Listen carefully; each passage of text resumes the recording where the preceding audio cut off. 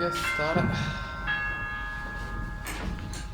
So today's lecture is I think the highlight of this course, and the most important one, to introduce so-called Takashi identity, and I hope you enjoy today. Before going to word Takashi identity, I will just recap what we have done last time. So last time, we just evaluated so-called photon self-energy bidimensional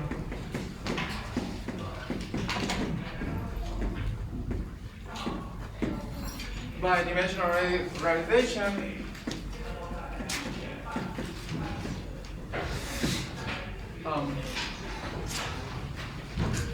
Then, so what we have observed is that this one have the form that the minus g mu nu I divided by q squared.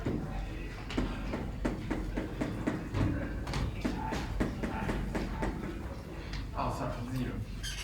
The difference. If you take the difference, we normalize photon self-energy take this form.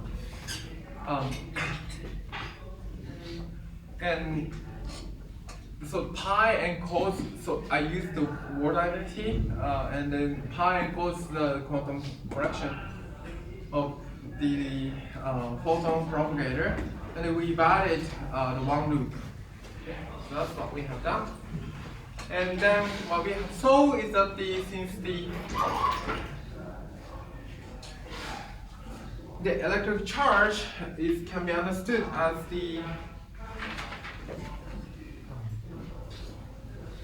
essentially alpha effective minus q square and square can be understood as e square divided by 1 minus pi q square minus pi d.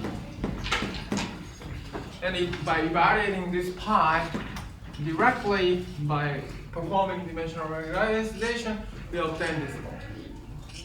So therefore, this coupling constant alpha really depends on the scale of the you measure. So the coupling constant really depends on the energy scale you measure. So that's and then before going to Takashi identity, I will introduce so-called beta function. So beta function of QED.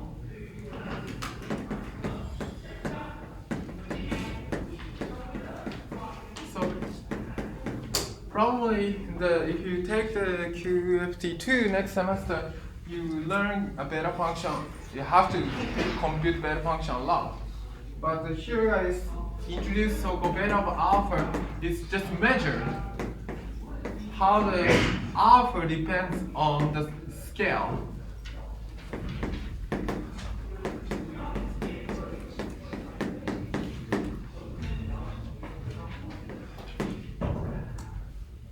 So since alpha, so this fine structure constant really depends on energy scale mu. Okay? Mu is equal to square root minus q squared. Mu can be understood as the minus q square root. So the energy scale. So therefore, the beta function is just a measure how the coupling constant depends on mu. So it's just the slope logarithmic. You just take a derivative energy scale. So that's the definition of beta function. And the QED of the beta of alpha can be understood as this one. Actually, from here one can just reproduce this result easily. So if you do the integral of this one, so you can just get the alpha squared. Sorry, so this is equal to, so this means that this is equal to the alpha d log mu, right? D look.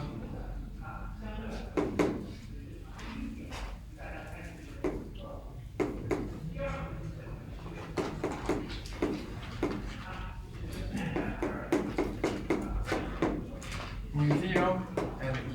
Okay.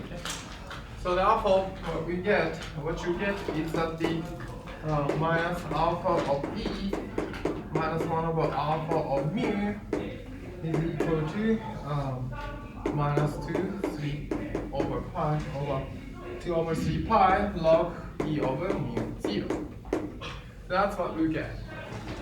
So just integrate this beta function, you get this dependence, and just rewrite this one. And from here, what you get is alpha at the energy scale E is equal to alpha mu 0.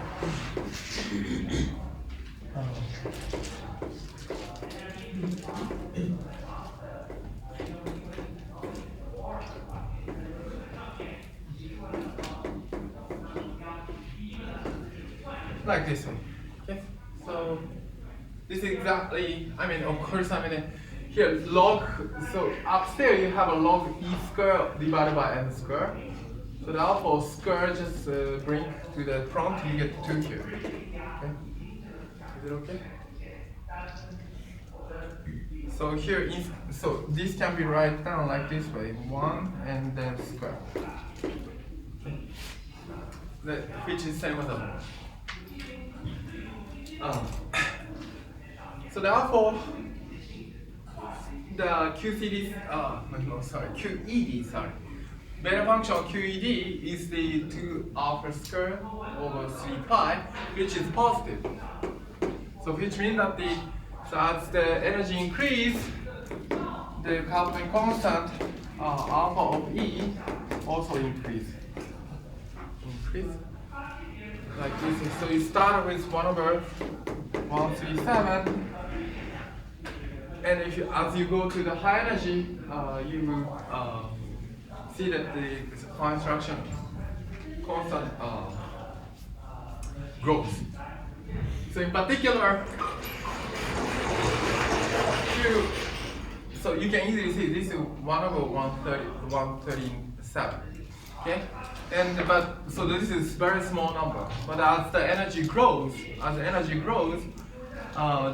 the difference between 1 and this term becomes smaller and smaller. Okay? And so therefore denominator becomes very small, and therefore whole quantity becomes big. That's what we mean. Okay? So that's the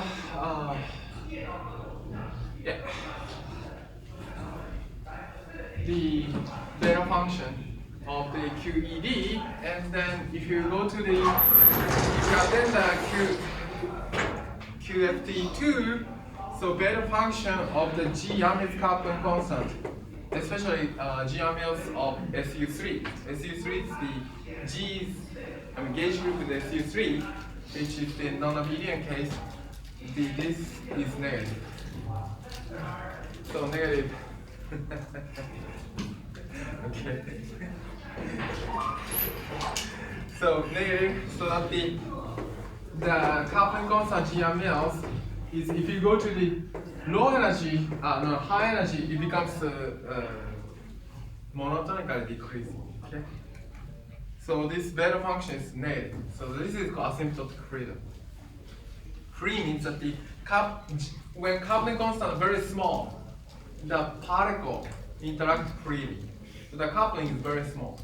So therefore, it becomes free.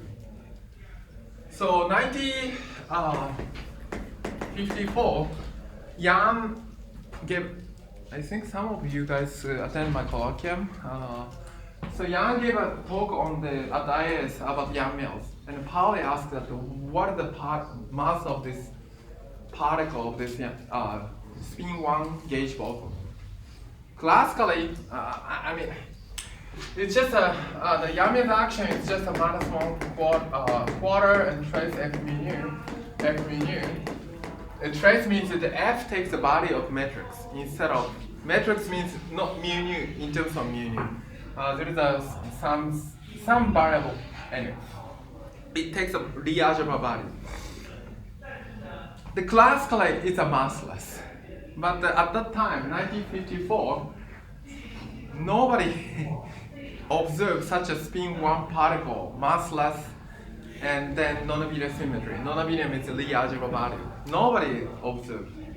So that's why Pauli asked. Both Pauli and Yang knew classically the particle should be massless. But there's no such a particle observed at that time. So the correct answer to the Pauli's question is that if you go to really high energy, you can see such a particle, which is called gluon. So the gluon is the gauge boson which mediates this Yang-Mills field. It's like a non-linear analog photon. That's called gluon. If you go to high energy, the coupling is very weak, so that you can see such a particle. But if you go to the low energy, it forms like a so-called gluon, whose effective mass is roughly 1 g due to quantum effect. That's called mass gap.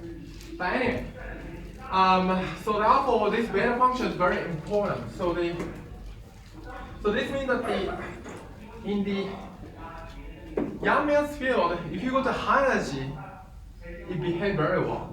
So it's a well-defined quantum. I mean, yeah.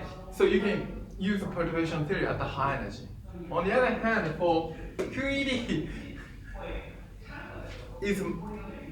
you can use perturbation theory in low energy, but if you go to high energy, somehow the perturbation theory breaks down. Okay? So that you need something.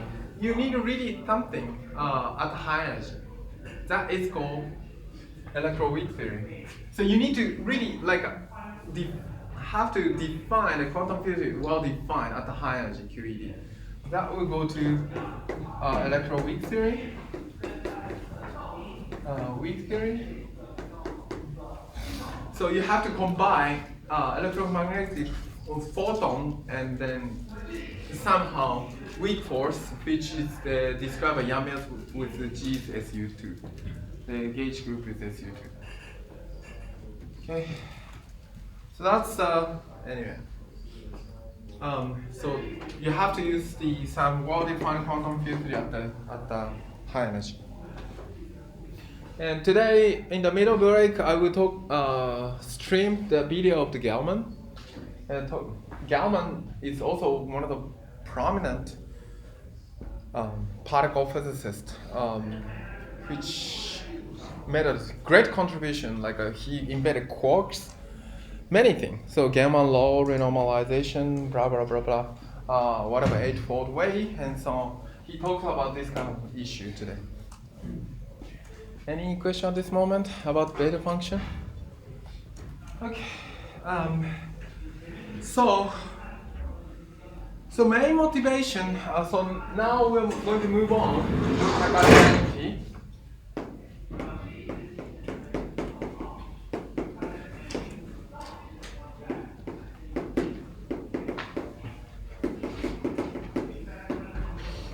Identity, and then here.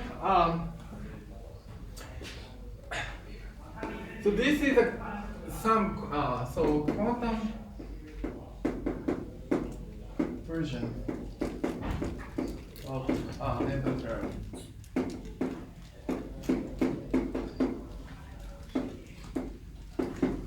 Can we understand the quantum version of Newton's theorem? So it's a very important identity in the quantum field theory. So it appears many places. And then that I'm going to explain. And one of the consequences is the above. So the last time, in previous lecture, we evaluated this diagram and this diagram, so that we observed delta 1 and delta 2 is this guy. And then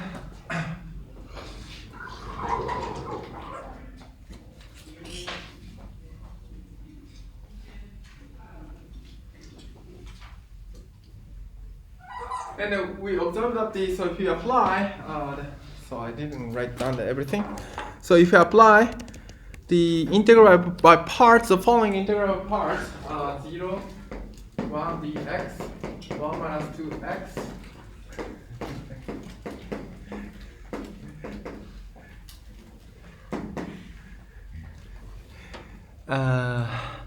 yeah, so this delta is equal to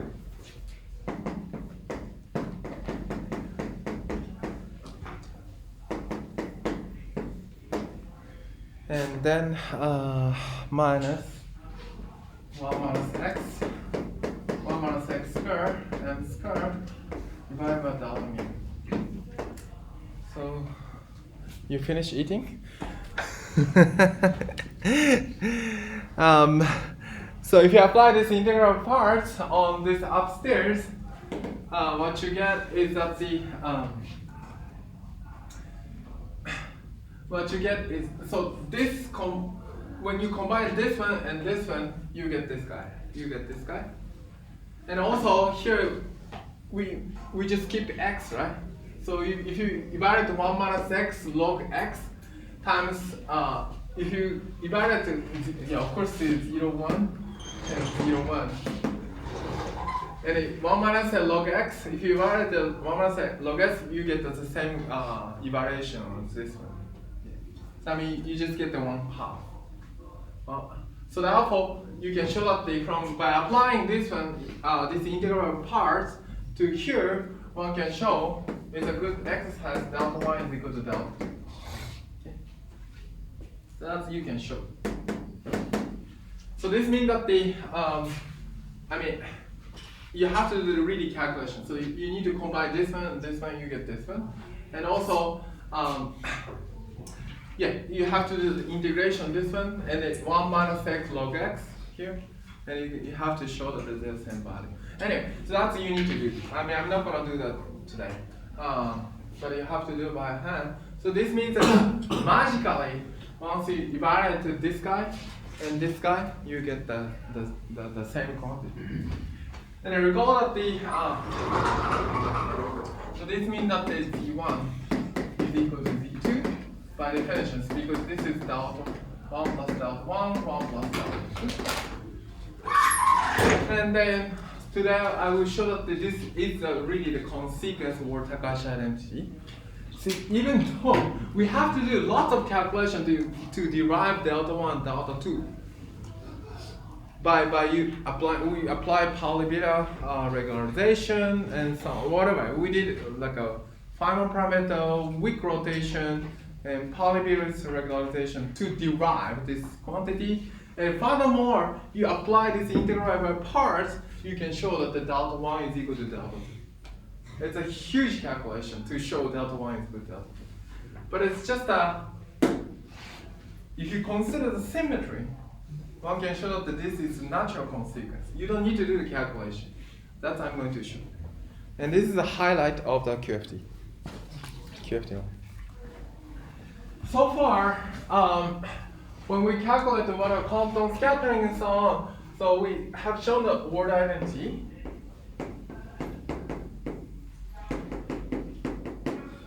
So if you have this, whatever.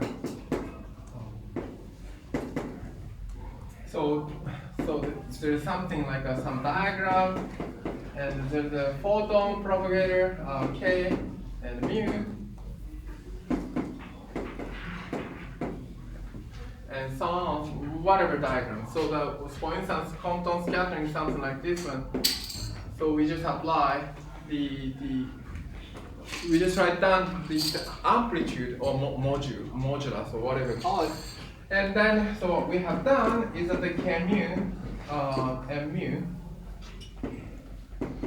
is equal to 0. So that's the word identity we applied. And also, we have seen a lot of instances to use the word Takahashi identity. For instance, so this diagram, what's that one? So if you just write down the whichever, Then if you write down this one, so we already showed up the we used this. This is also word identity we used from here. From here, so this is word identity. So from here, what we have shown is that the by Lorentz invariance, it should be something like this way.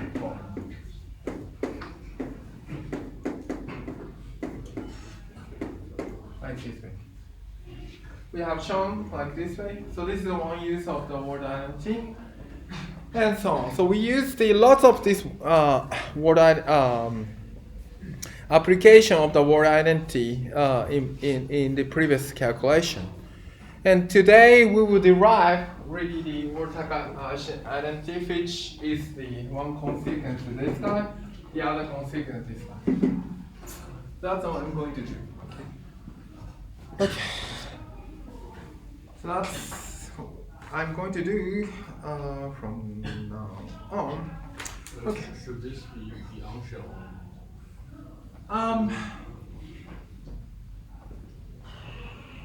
So this one is definitely on shell, but here it's not necessarily on shell. So here Q is definitely not on shell because it's propagator.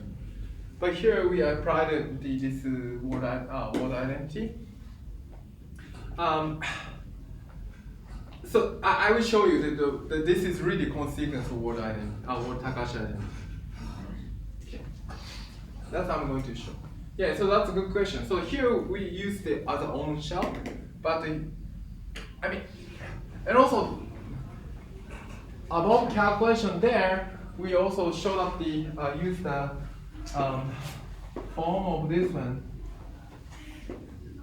is the as before gamma mu and plus b p plus p prime mu plus c p minus p prime mu, and then this will go on. This term will be gone because if you take gamma mu and then q mu equal to 0. So q is this guy. So this is also not the on shell, but we apply this word identity to the off shell photon contraction, and so we use this fact to get rid of this term. And in fact, this was the case when we computed the loop diagram. So this was the case actually. We already explicit calculation. We already showed this case. But this identity are really the consequence of so-called symmetry. That's what we are going to show. We don't need to do the calculation.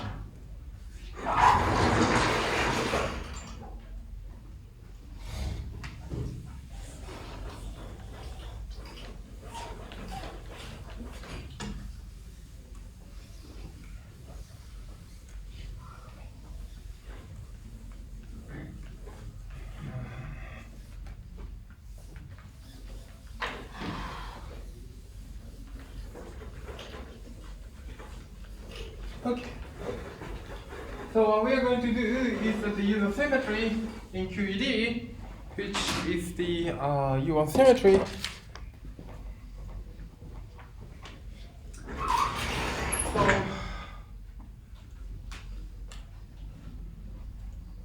So as you recall that the Lagrangian of QED is minus quarter like f mu nu, and then Dirac field I d slash minus m psi. Okay, so that's Lagrangian, and then so we just have the symmetry that the e to the I alpha whatever psi and psi bar is e to the minus alpha of psi bar. And then this U1 symmetry, U1 global symmetry,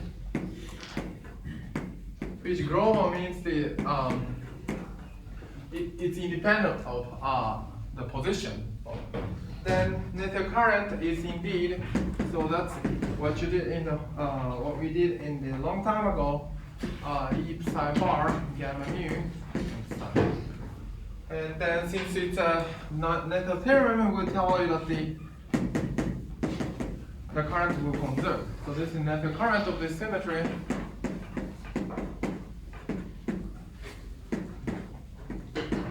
So that's what we did in the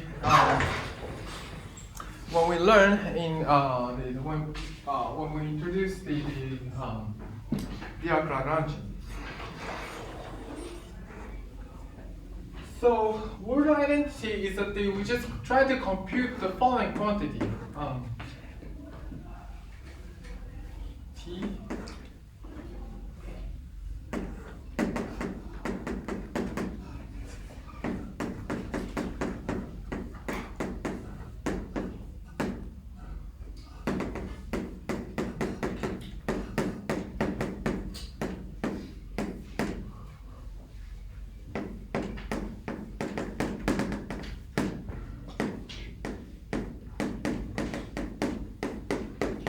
So when we try to compute this quantity in correlation function, so psi and psi bar, this is correlation function you can consider because I mean they are all these fields are all operator, okay, operator, and so these gauge field, Dirac field, whatever, positron field, whatever we call it, and you insert this net current. This quantity into the correlation function. So naively speaking, this is 0. I mean classical. This is classical equilibrium motion. But here we incorporate as an operator. J is an operator, and take derivative. And the consequence is that of course this is not 0. Quantum mechanical, this is not 0. That's what we're going to see. Because here t is the time ordering, so therefore you have this Heaviside function. So to evaluate this one, so let's consider the simplest setting that the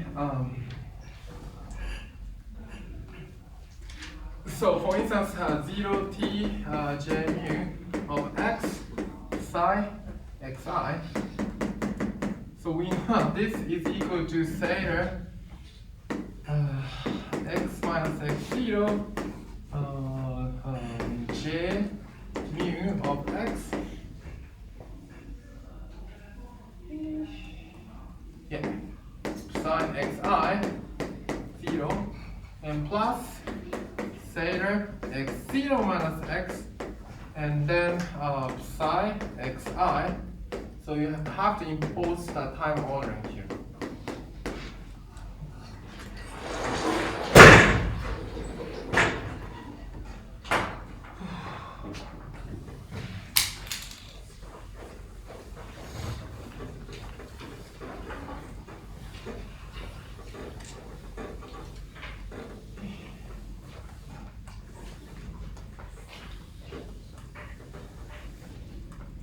So now, if you take a derivative with respect to x, then of course if you apply directly here, because of classical equation motion, this is 0. But you have to also apply this guy.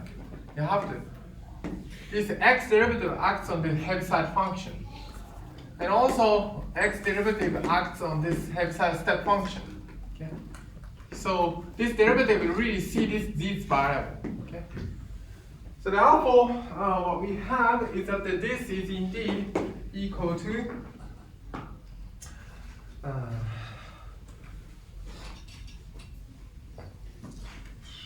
oh, sorry. I just tell you. So this Heaviside function really depends on time derivative, time component.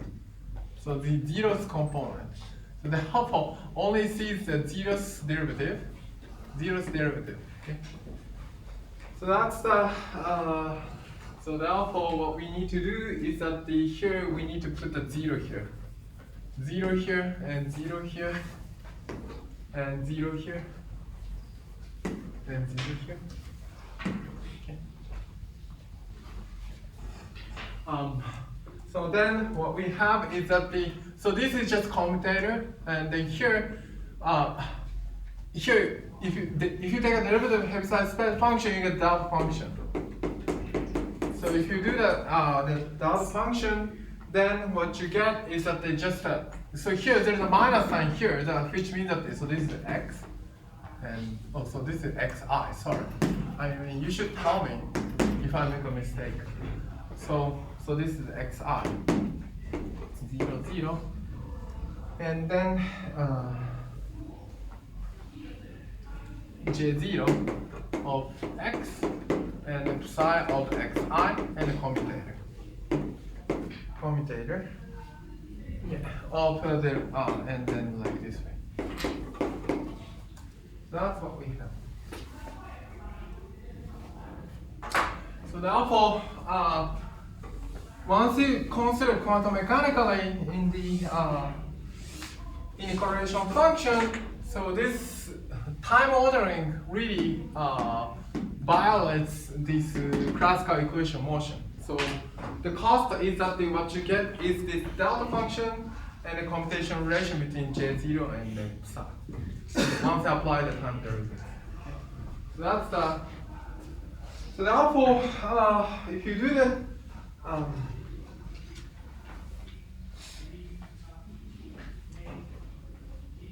this computation, so this is the baby version of the computation. So I'm going to just write it down like this way. Okay, and then now let's move on to here. Then what we have is that so this is equal to, so that this one is equal to sum of I is equal to 0 to n, such that the 0 and time ordering, and then you just need to apply the lots of stuff. J0 of x, you just consider computation ratio of psi, and then delta x0 minus xi 0, and then psi bar yi, and then plus psi yi bar. Sorry, I think I made a mistake. Psi xi. Yeah, good. Psi xi, and then j0 of x. Did I write j0 is downstairs? 0 is downstairs. And then psi yi bar, okay, times delta 0 x minus yi. Yeah, like this way. And then the rest is the you just get rid of the, I mean it's just a way of writing. Psi xi, psi bar yi, and just get rid of it. This half means get rid of it. And the rest of the quantity is the same.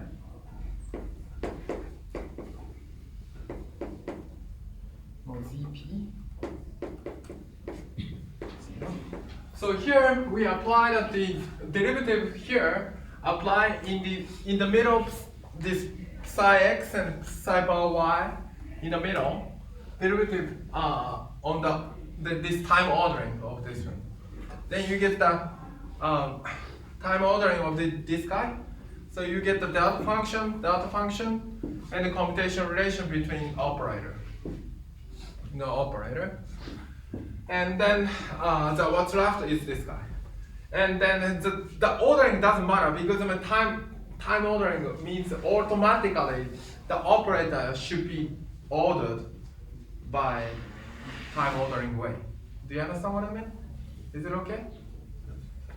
And then now we apply this derivative on the Heaviside step function for this mu. Okay. Then what we will get is that the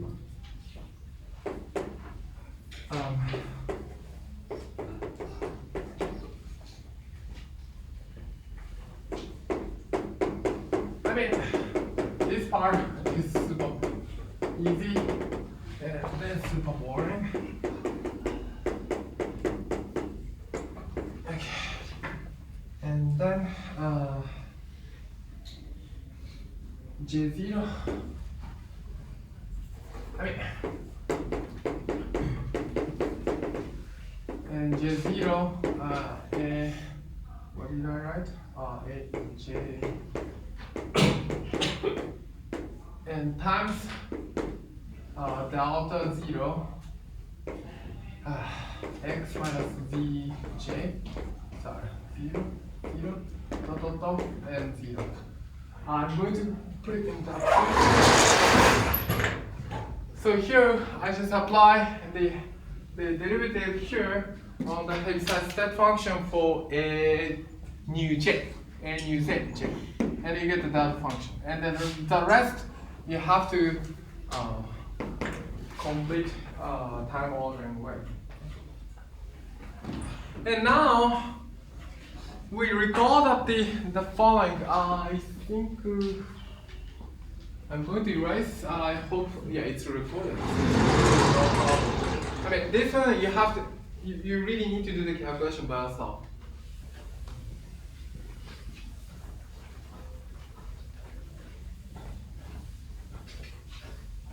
So now, in quantum mechanics, quantum field theory, so commutation relation is just given by the very simple way.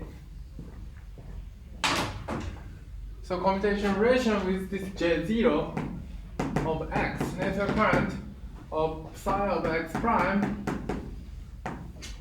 is just this is the equal time commutation relation. We just give you this usual stuff, phi of x. I think I made a mistake. So delta 3, yeah, x minus x prime. I think I should use xi, maybe xi. So we already knew that the commutation relation between J0 is this guy. Where did I write? Oh, this one. So the psi bar, gamma 0, and psi. And we know commutation relation between psi bar and psi. Okay, psi bar and psi. And then you just apply it. Then what you get is this guy. And then similarly, J0 of the Dirac field for positron is that instead of minus sign you get the plus sign, plus E psi bar xi.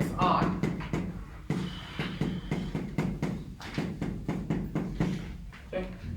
So this nether current really see the charge of the field. Okay. Do you remember? So here it's just that nether current. This is plus is because psi has the charge E. On the other hand, psi bar has a charge minus E. Okay? That's what it means. Okay? So therefore, this is for electron field for electron, creation operator for electron. Psi bar is a creation operator for positron. Okay? So therefore, if you take care of, so of course you have to apply this with psi bar is equal to anyway. You already know delta x minus x prime and delta whatever.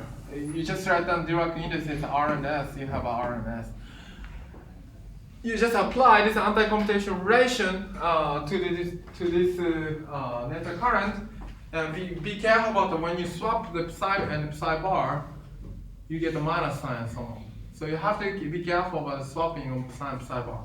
Then one can show that the correct sign minus and the plus.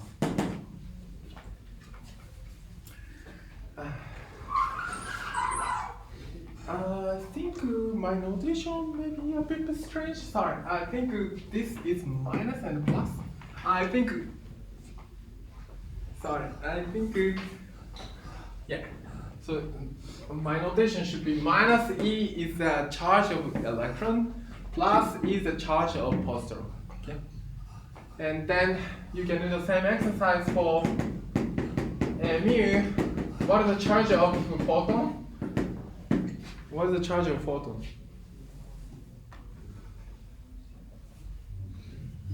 0. Okay. So commutation relation is a commute. I mean, of course, that the mu does not see the psi in commutation relation, psi and psi bar in commutation relation. So this means that, yeah, so the correction operator electron, you get the charge minus E.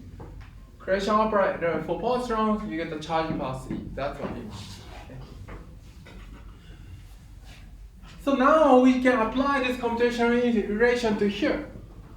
So thankfully, if you apply this computational integration, you get the equal time means that it's a spatial delta function.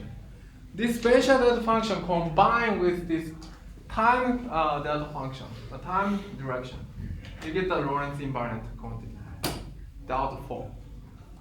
Okay? This is time component delta function, and this is space component delta function, and you can combine them together. Okay? And at the end of the day, so what we get is that the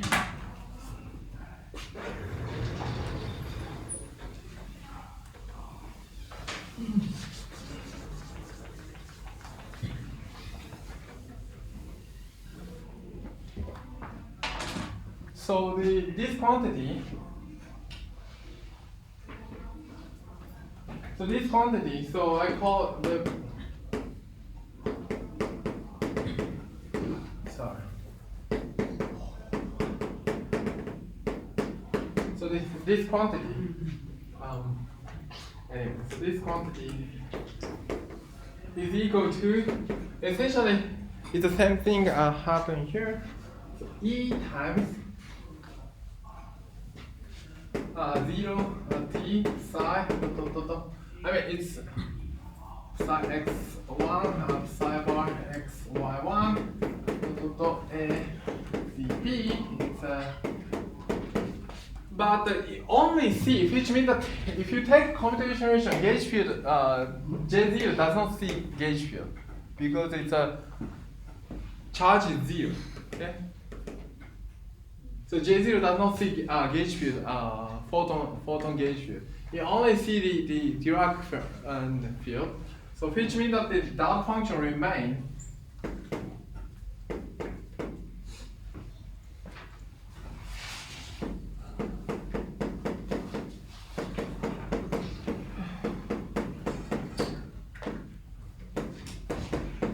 So this is minus sign, and then I is equal to 1 to n. So what's relevant is only upstairs, and then here the computation vanishes. So therefore, only first line matters. In the first line, once you consider the computation Z0 and psi, this time delta combined with the space delta, you get the delta 4. Okay? And what's left is the same as before, the correlation function. And this is called Ward-Takahashi identity for QED.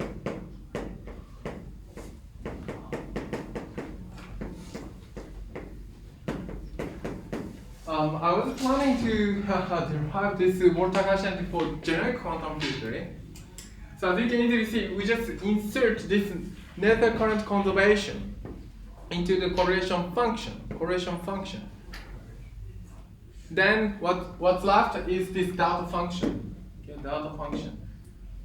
Because of this Heaviside step function and also this computational relation. So this is a non-trivial consequence. Once you put the nether current into the correlation function, then it's no longer just 0. So you get some cost will appear. That's the consequence of this symmetry.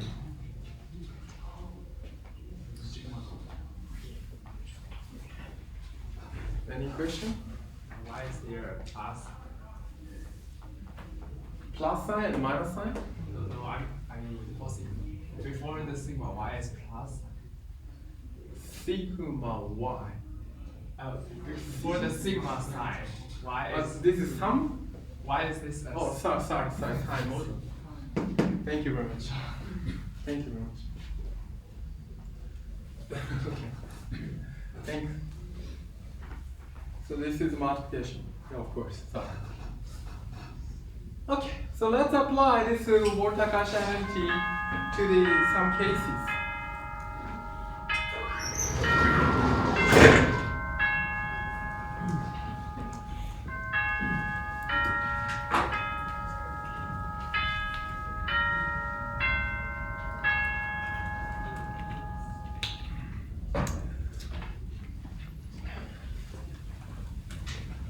So that's why it's called quantum version of the theorem. Okay.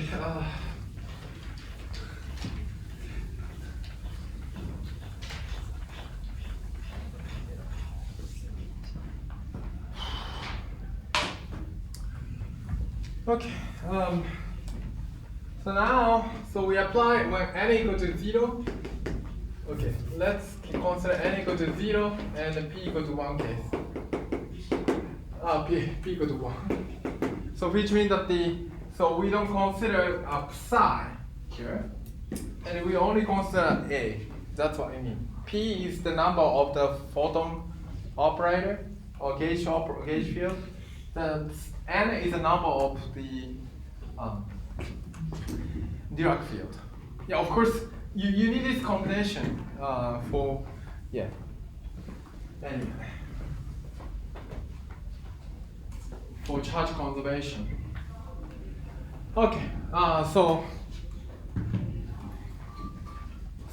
once you apply this one, so the correlation function we are interested in is just J mu of x, and then a mu of z. I should call it y. I mean, okay. Anyway, y.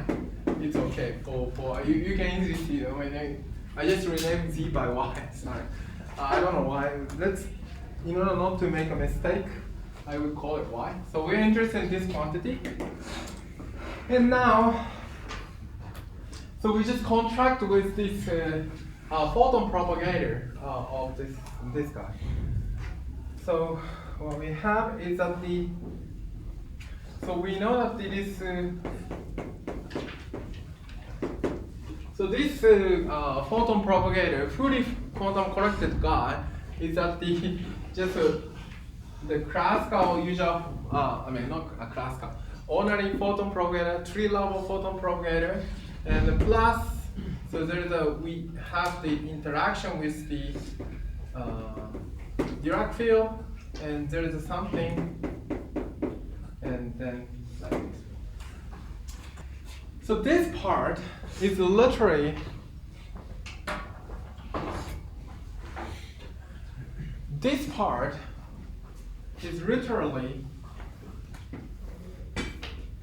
equal to this guy. So as you can easily see, J is involves sine psi bar, okay? Sine psi bar, and then what's left is, so therefore sine psi bar will just create this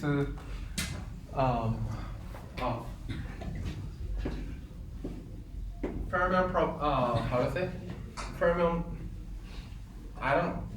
lines of sine psi bar, and mu will create this one. And so inside a correlation function, you need to include all the quantum correction here. Okay? That's what it means. Okay? And we know that this guy, this all fully quantum photon propagator is, of course, in QED, only the interaction term is this guy. Interaction term is this guy.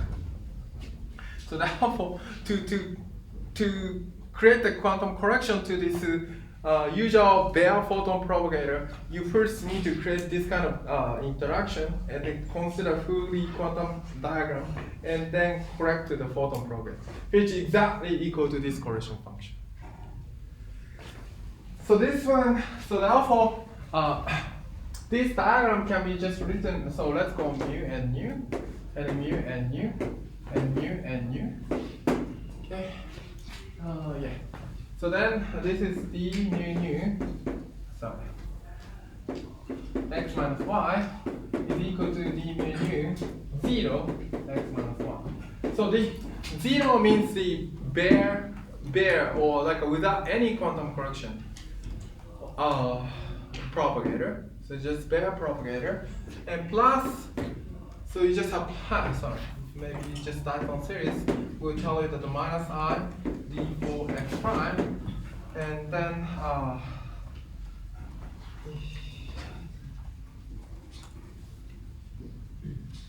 what am I doing here? And just a moment.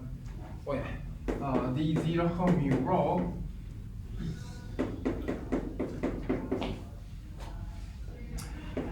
zero j rho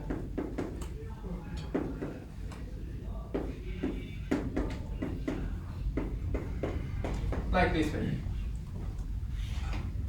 So here you just integrate the x prime. X prime is a position here. X prime is position here, and then you just have a bare propagator, and I call it this. Here is rho. This point is rho. So you have a bare propagator mu rho, and contract with this propagator j rho and mu. J rho and mu is this really the so I call it maybe rho. Really this correlation function, and you need to integral by x prime direction, and then just apply to apply this Ward-Takahashi, we take the natural thing is just to take a derivative with respect to the whatever, and take a derivative. To apply Ward-Takahashi, take a derivative on here. Okay. So x derivative, then here.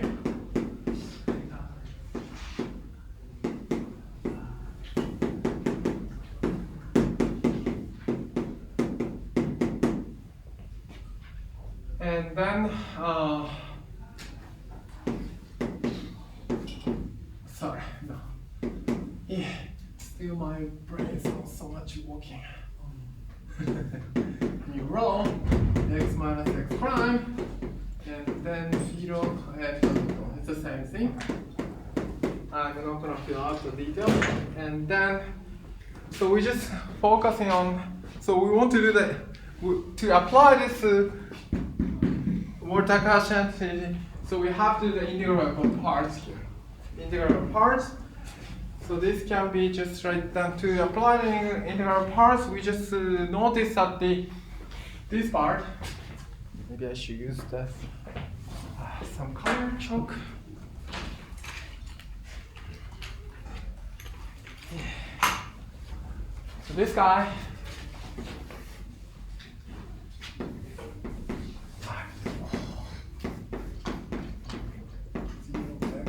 Y, and this is equal to exactly just write down. Sorry, 2 pi to the fourth, and then e to the minus I x minus x prime q, and if you once apply del x to the here, what you get is the minus I q y to I.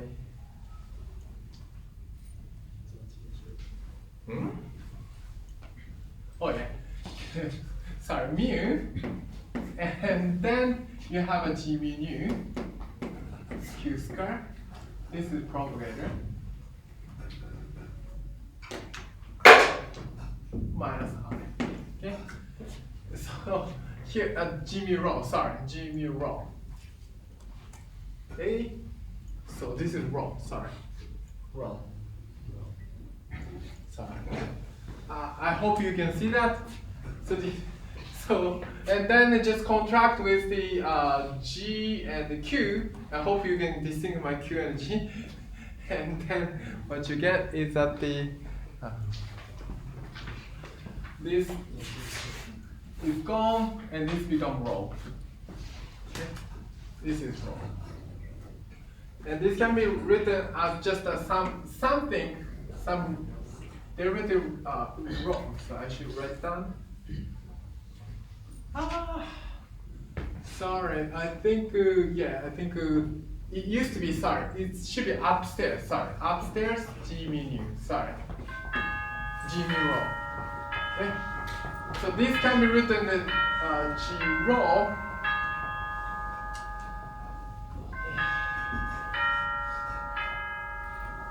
Some x prime derivative acts on some function. Tilde x minus x prime. So some function f tilde is essentially mean that so we just write down, so get rid of this guy, and this is rho. This is rho, and I call this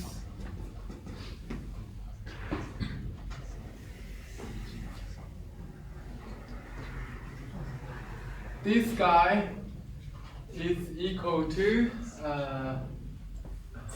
this guy. Okay. And then, so there's a minus sign here, so as you can easily see. Okay. So now we are ready to apply integral of parts. So now I just write down this derivative of x mu, or turn down the mu to derivative of rho. Okay? Derivative of rho and x prime variable. Derivative x prime. So therefore one can just by integral of parts one can just derivative acts on this j. Okay? So which means we can use the Ward-Takahashi energy. So that's what we're going to do.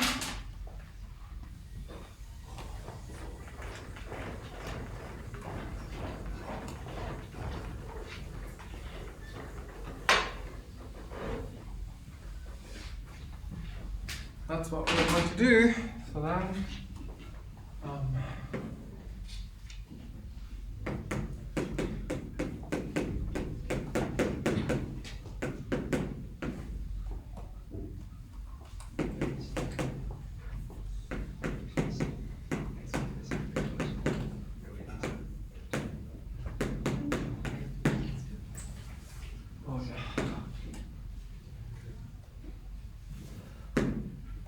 by integral of parts, I'm not going to write down everything. F tilde x minus x prime, derivative with respect to x prime,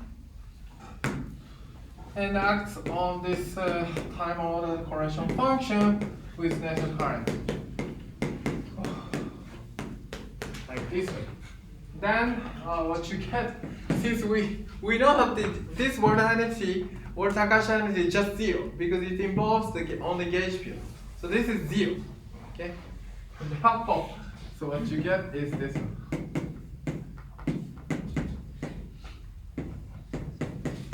So once you apply, the derivative acts on d mu nu. Derivative acts on d mu nu. This fully quantum, fully quantum corrected propagator with Bayer propagator. Once you act on once you act the derivative on both of them, you get the same quantity. Okay. So this means that the q mu d mu nu in the q square in the momentum space, if you go to momentum space, or q is equal to q mu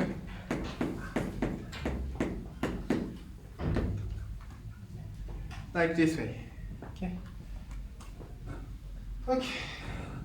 And we know that this is indeed equal to, so this is schematically q mu of derivative of this one, and then this one is equal to, what was that?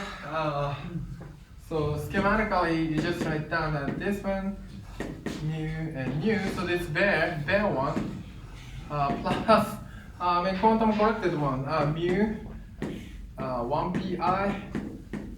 So we already did many times of this kind of like 1 pi expansion, 1 pi, 1 pi, and this one mu and mu, and dot dot dot. That's what we have done. And then this word identity that all the sub 1 pi contribution will disappear once you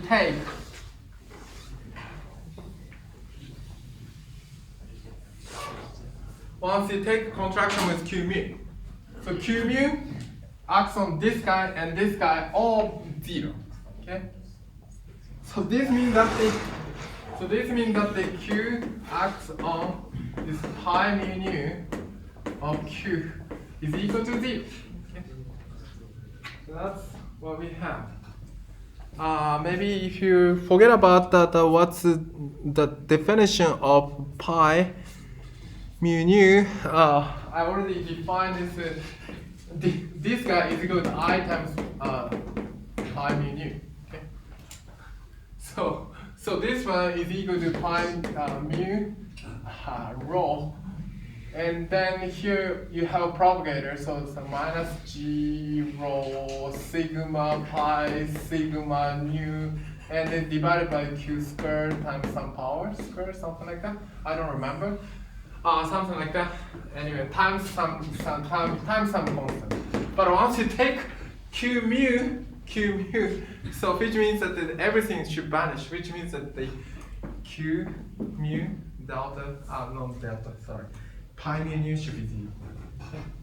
So this is the consequential word Takashi identity. Okay? Do you agree? Okay, before going to the taking a break, let's apply the word identity a bit more interesting cases. So this is boring because we already knew that this guy will vanish. We already knew this guy vanishes. Okay? So the whole bare photon propagator and the fully quantum propagator contribution will be same once you apply time derivative. Not time derivative, just the space derivative, sorry. Space-time derivative. And now we move on to a more interesting example.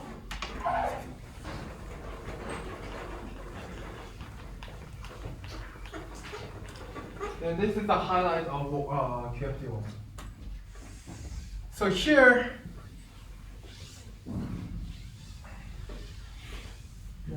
really the most important part of QFT1.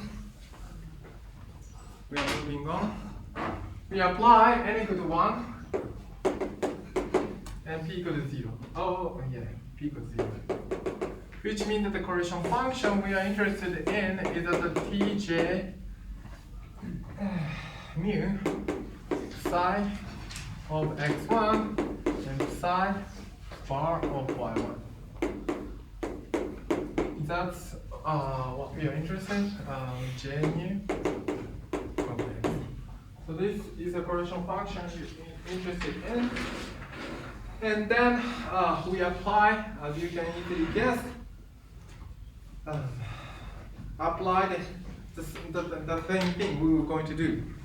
We just applied this photon propagator to this kind of diagram, which means that now we have the diagram. So this diagram corresponds to something like this one. So this is, and then I should call, instead of mu, I should call nu. Mu. So this is nu, and then so this sine psi bar will give you this kind of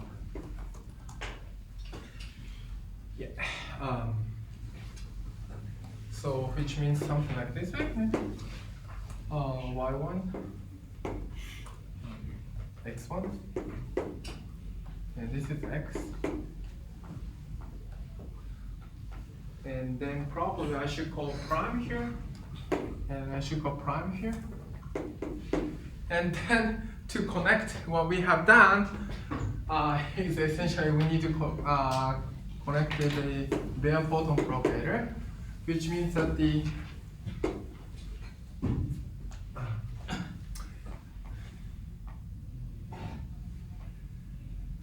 is equal to sorry. So this is just a this is just equal to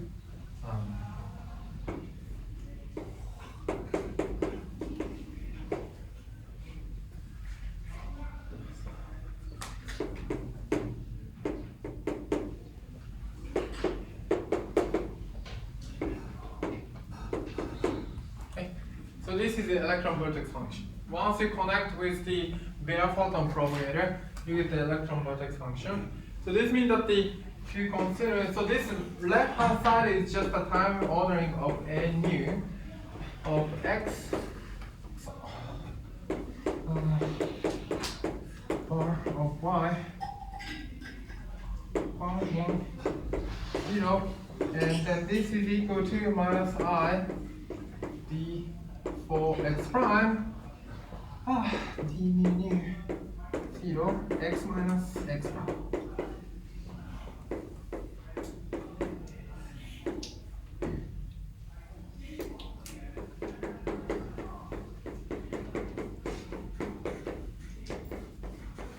Like this. Okay.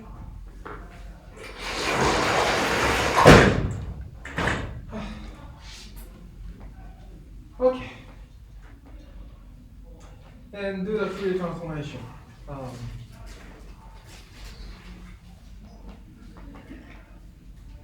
Do the Fourier transformation. What we are going to do is that the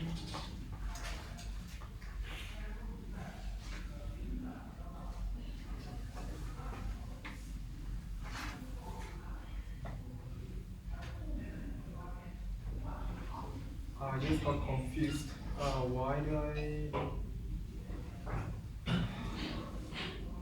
Okay, so left hand side, once you do the Fourier transformation,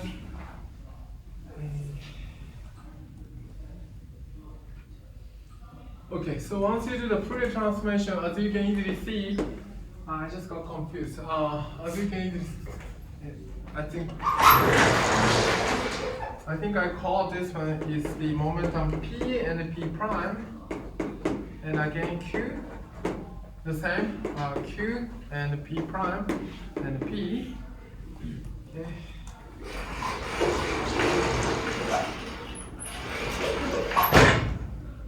So what we have is that the 2 pi, so Fourier transformation,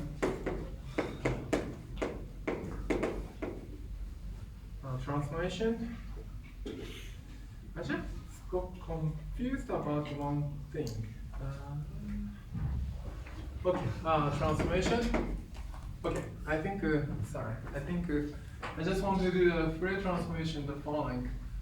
No, that's not what I'm trying to do. Is that the,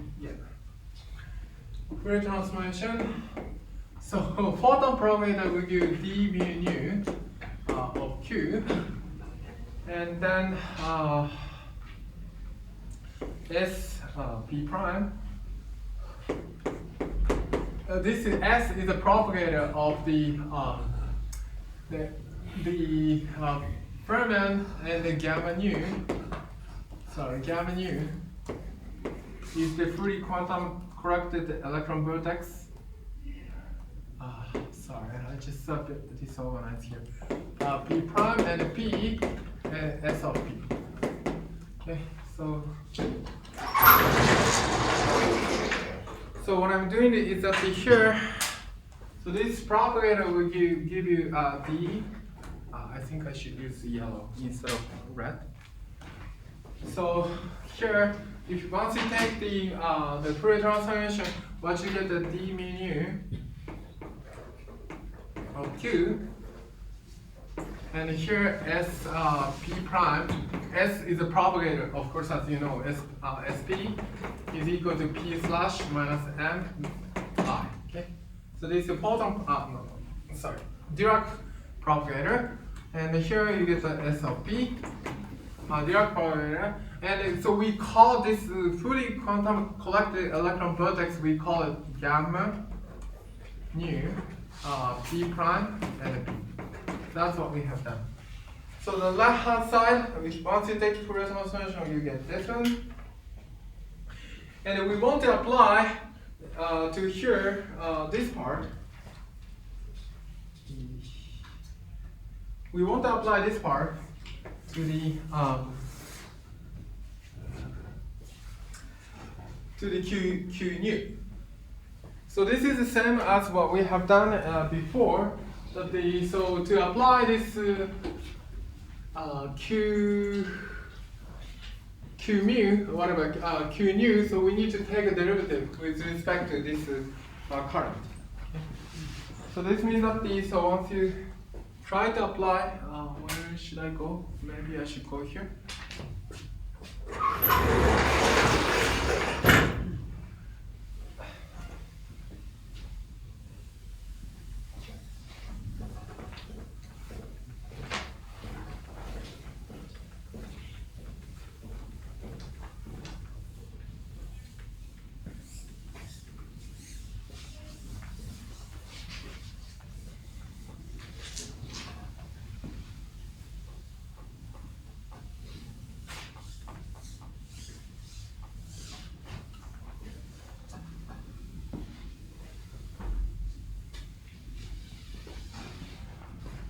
So, okay, I think maybe I should finish the computation.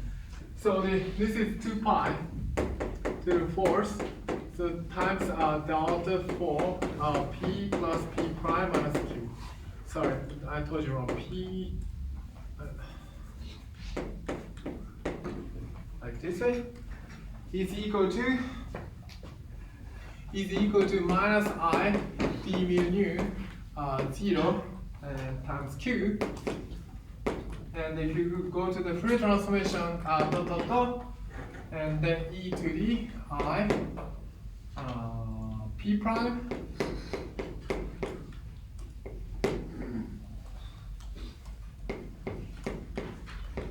minus q, and this correlation function. I just have tj nu psi and psi bar. So that's here. Of course, you have d4x, d4. Sorry, x, y, z. What I'm doing here? Sorry, I think it should. I made a mistake. So this should be y1, and this should be x1, and this should be x. Sorry, I think my lecture notes has a typo. I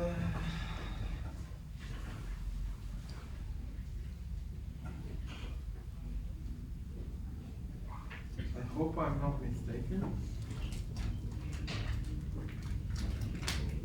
Yeah, I think lecture notes should have typo. Why p prime? Yeah, I think lecture notes should have typo. Okay, so this is the case.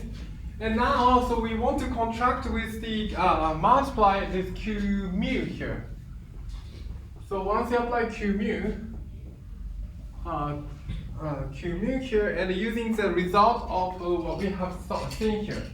So we just say once you apply the Q mu acts on d mu nu, and Q mu acts on d mu nu 0, what you get is that the same quantity. So you get that this guy is equal to this guy once you apply Q mu.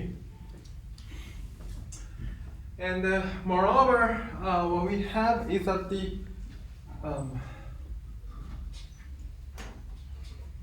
minus e 2 pi to force delta p prime minus p minus q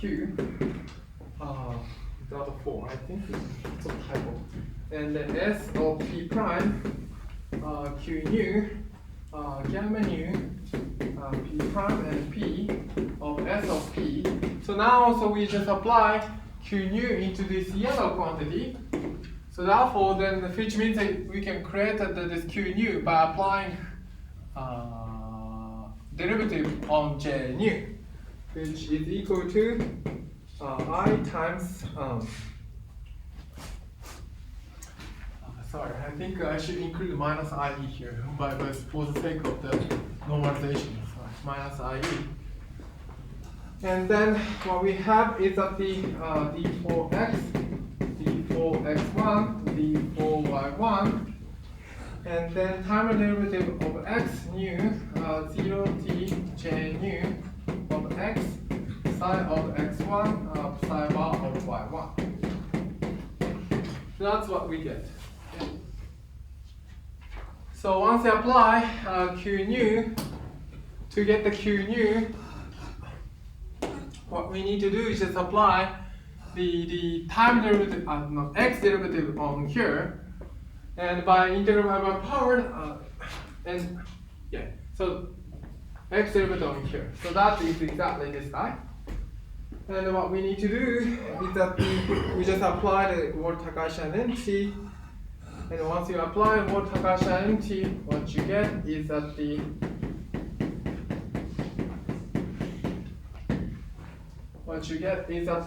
once you apply word Takahashi identity, what we get is just a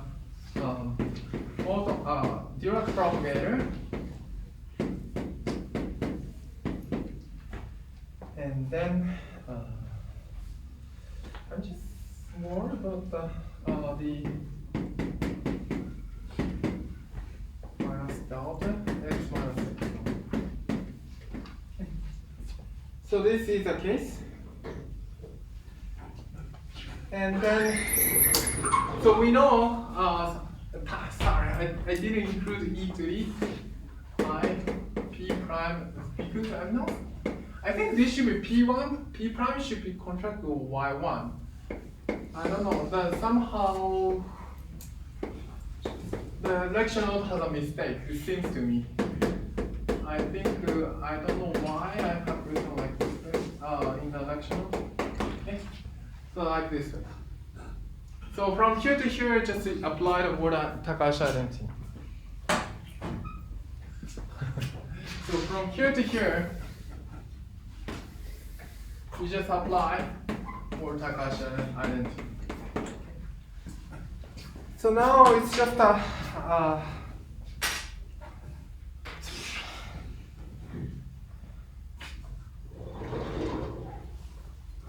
it's a Fourier transformation of this propagator, Dirac propagator.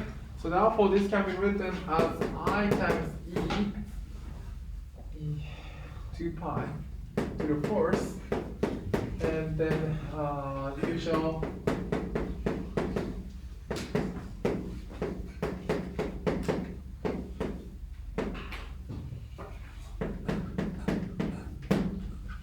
So that's what we have.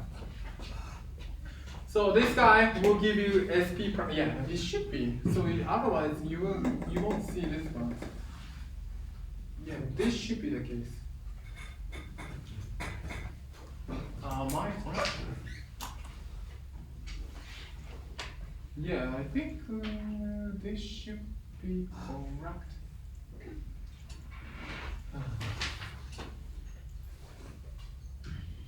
Hopefully it's okay. Okay, yeah.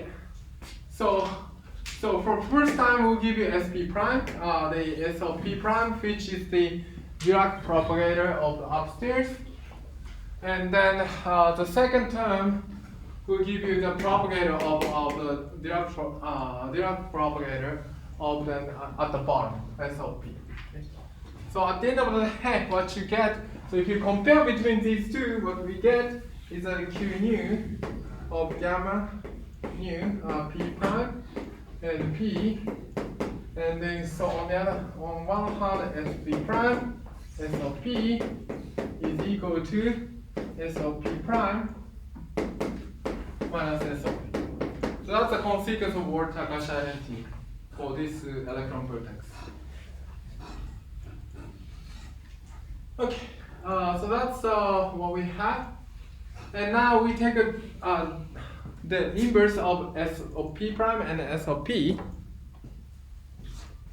So if you take an inverse, what you get is the S of P inverse, S of P prime inverse.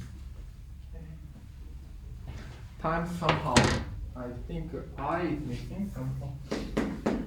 I is missing. Okay, that's what we have from the what I. Okay.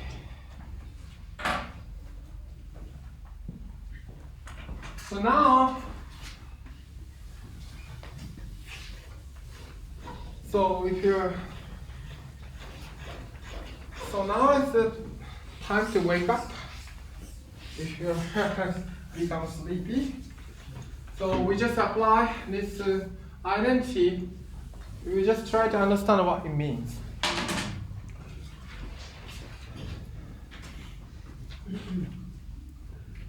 So here, so what we have is that in the previous cases, so what we have is that what was that? I need to go back to the definition of Z1 is given by, sorry, I need to go back. I didn't print out this part. Yeah. So this definition Zi is given by like this way. Q goes to zero limit of Z1 is equal to gamma.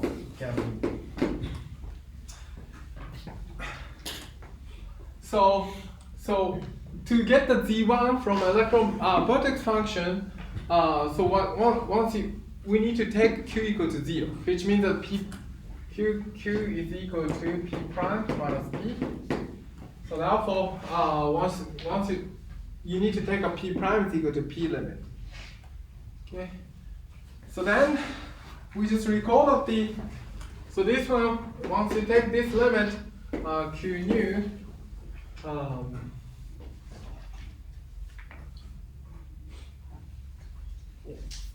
so this, once you take the P prime goes to P limit, this will identity will become gamma nu P and P is equal to I times derivative of that. So this is what we have. So recall that gamma nu is equal to, essentially it's written as prime of P prime minus S inverse of P and P prime minus P. And if you take P prime goes to P, it's just you get the derivative. Okay? Is it okay? Do you agree with that?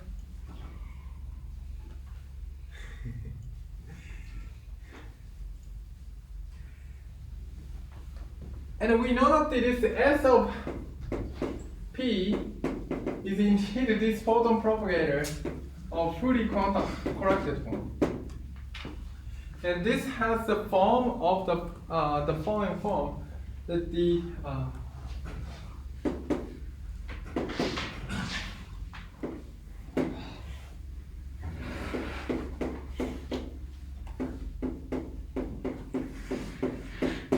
do you remember? It has a following form.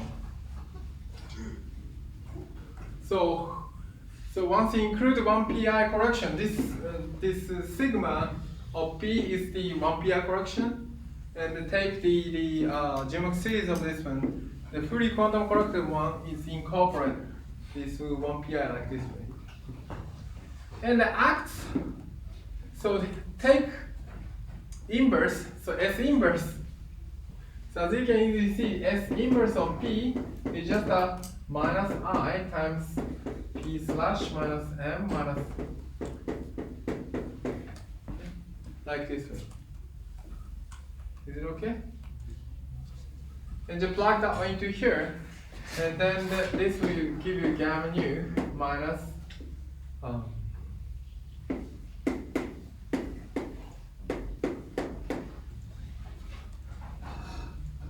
do you understand what I mean? Is it okay? Is it okay? Okay. So therefore, so this is the leading order of the electron vertex function, and this is the quantum corrected one. Do you understand what I mean? So therefore, quantum correction at the P prime is equal to P of the electron vertex is just derivative of this one pi of photon propagator, no, Dirac propagator. Do you understand? So this is the connection. So left hand side is diagram coming from this one.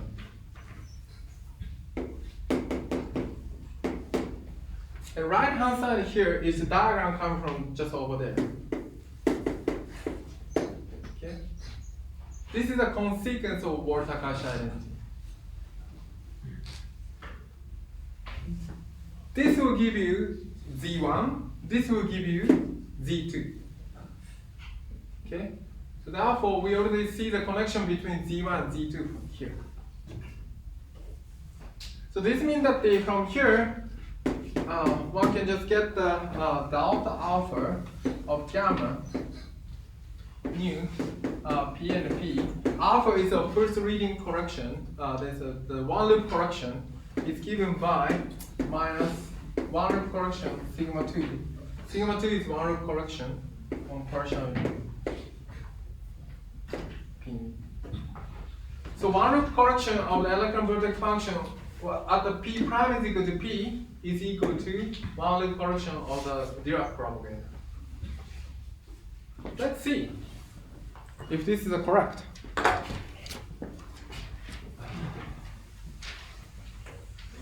Correct things to do.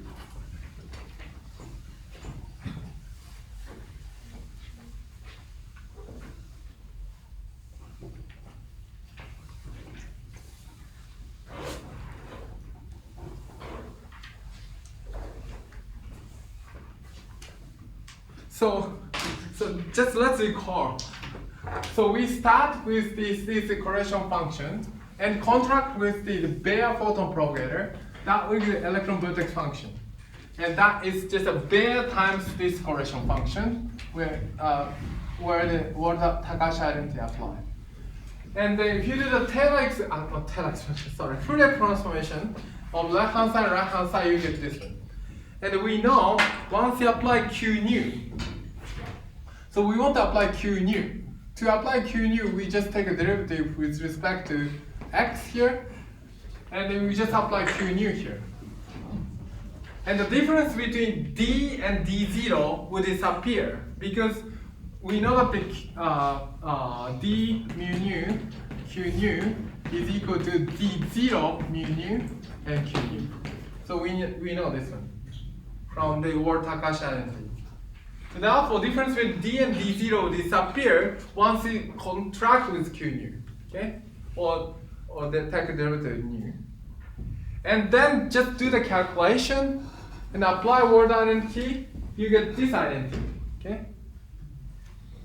And using this identity, take p prime goes to p limit. We can connect electron vertex function and then one loop correction to Dirac propagator. Let's see if this is the case. So Dirac propagator one loop correction is something like this one. Minus. So what we compute is this guy. We call it is minus I sigma 2 p slash. And then as you can easily see, this guy is equal to minus IE. Sorry, it's first half is very long. Sorry about it. 2 pi to the fourth, because it's very important. So I call it this one is the whichever I call it maybe K, and then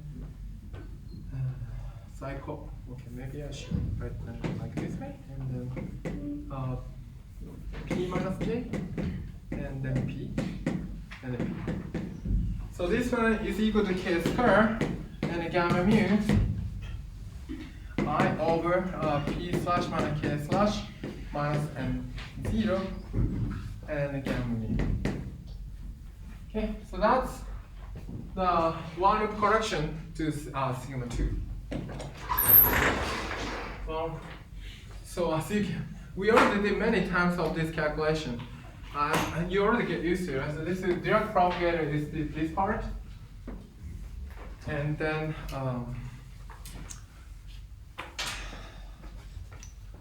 photon propagator is this guy, and then of course this gamma mu, and the gamma mu is this point. Now we try to apply p nu here. So we're going to apply the derivative of the p nu, and we notice that the following. So it's a magical thing. So we notice that the minus. So we want to apply derivative with momentum like this way. P slash minus K slash minus M is equal to. As you can easily see, so this P slash is, we know that P nu gamma nu, right? P slash is P nu. It acts on derivative. So which means that so you need a I times P slash minus K slash minus M. And then let's go 1. Okay, let's go 1. And then you get the gamma nu. And since so you get the gamma nu, and you have to square it, which means that you sandwich by gamma nu by like this way. Okay. Like this. And now so this plug that one into here. So this means that the what was it? Yeah, so the quantity I'm interested in like this way is sigma 2 derivative of with respect to momentum, we will get minus IE square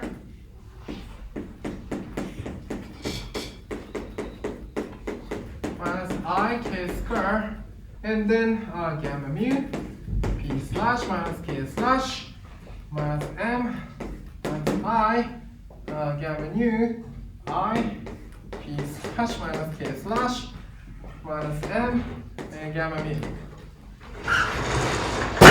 Okay, let's try to interpret what it means. Let's try to interpret what it means.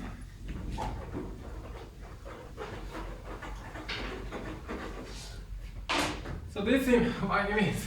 So this case, I over k squared is a photon propagator, some k. And the p slash k slash means the some p slash and k slash is a Dirac propagator. And this p slash k slash is the another propagator. P slash minus k slash. And this part is called the nu. And if once you sum over k and p, you get the p and you get the p. So this integral, the meaning of this integral is this vertex. Do you understand? So therefore, once you apply derivative on this one-way correction to Dirac propagator, magically you get this diagram.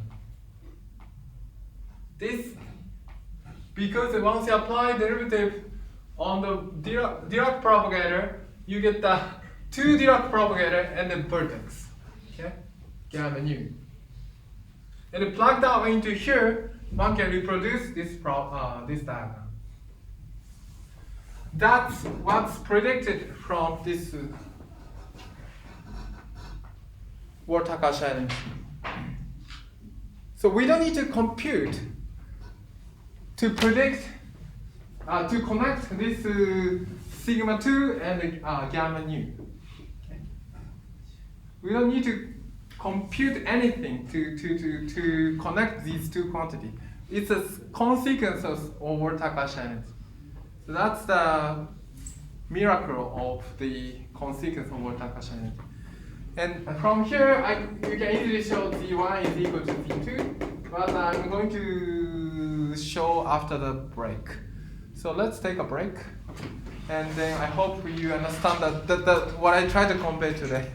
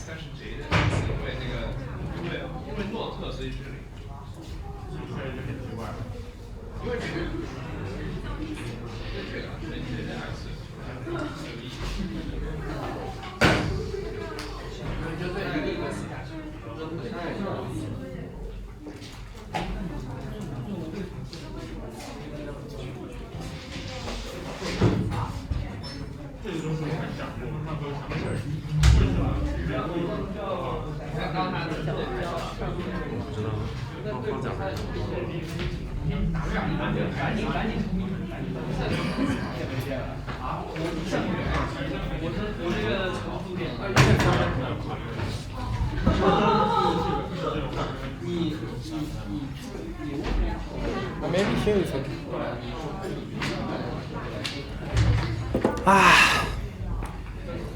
Then.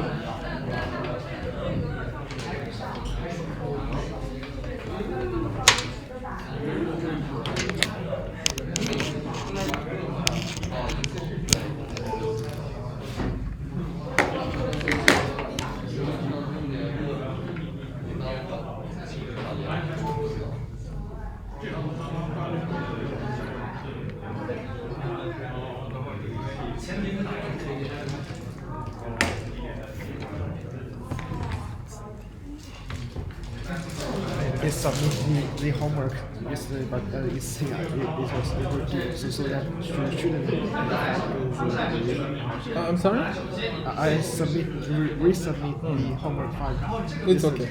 It's okay. It's totally fine. It's totally fine. It's okay.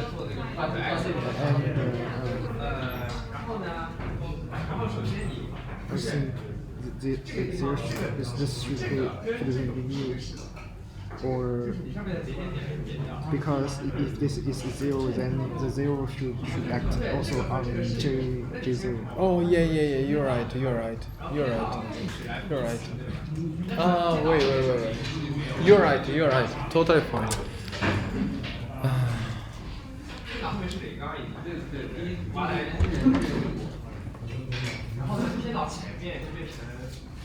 And then I need your help. how do you?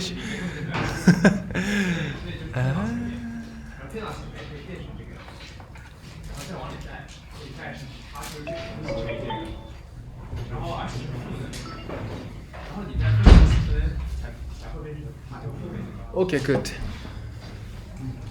Okay.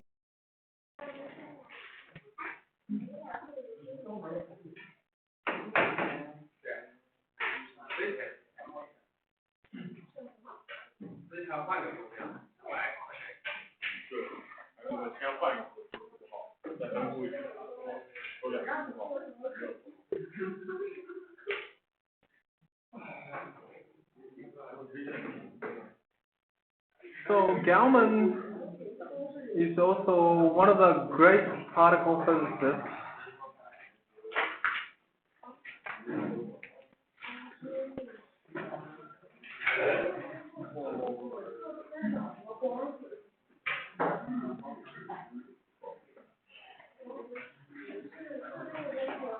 Let me go through it.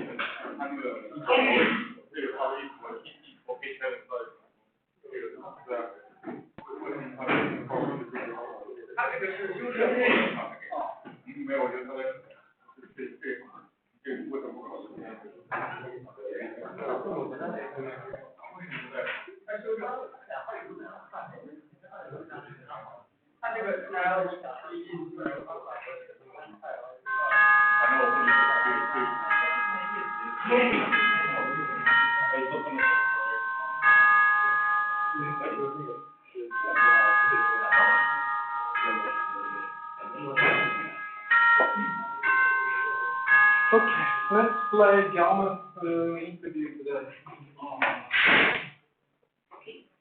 So since it's related to today's lecture, so first I'm going to play using symmetry. So today the topic is symmetry, and then QED. So I will play the part that Gell-Mann talk about the symmetry and then QED.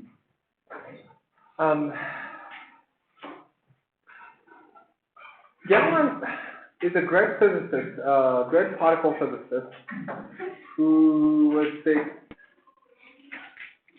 professor at the Caltech,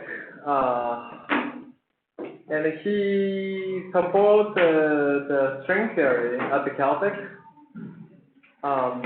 Especially, he supports the so-called John Schwarz at the Caltech when he was studying string theory. So unless there is no support from the support of the string theory from him, maybe the development of string theory would retard significantly. So, and also he's so when you said that the Caltech particle physicist, most of people just come up with the final first. But he's also the great particle physicist at Caltech, and he has the kind of rival of the Feynman. Anyway, so in this interview, he talks about Feynman. He talks about Feynman a lot. Of course, their relation is not that good, unfortunately, even though they have written the paper together. But both are very, very great physicists. Both are well established. Anyway, so let's play the. Okay, I hope the audio is better.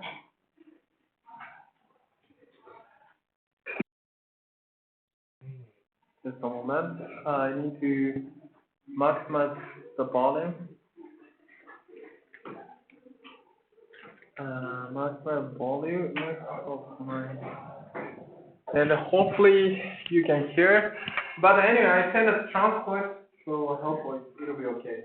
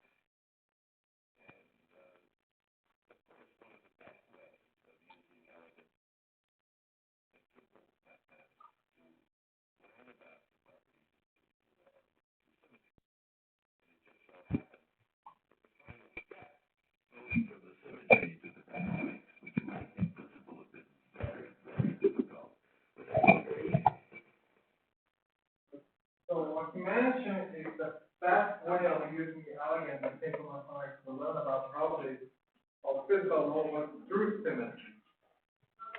But, and then something, what was it? Yes, but this one too. Discussion with, let me confirm. Let me share the script again.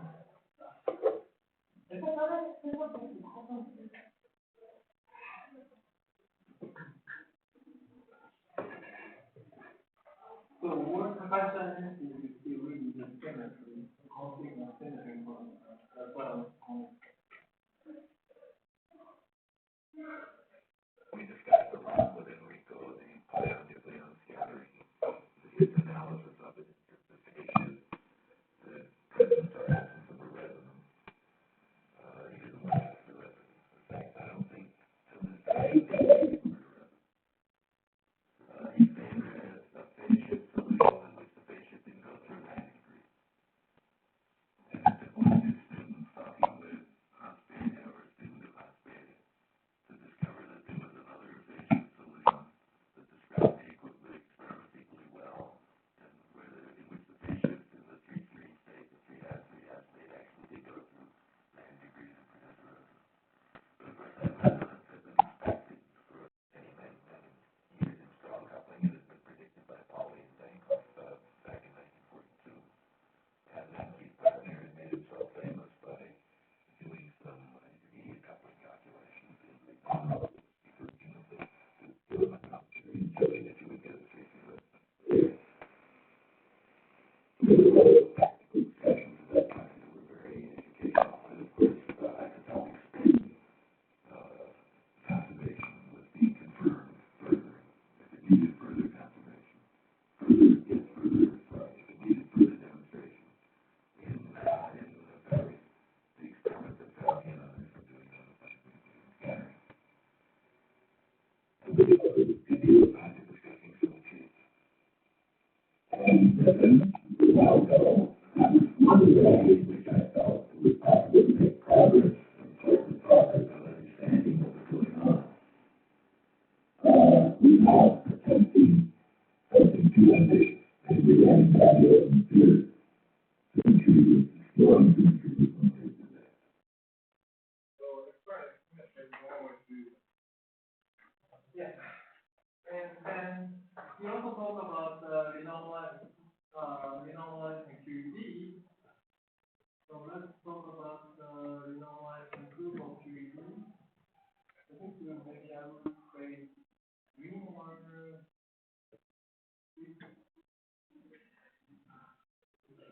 So this is it.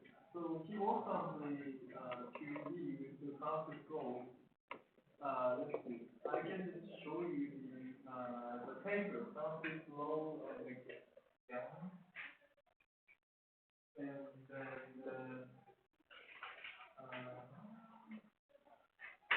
I think I should include the blue color.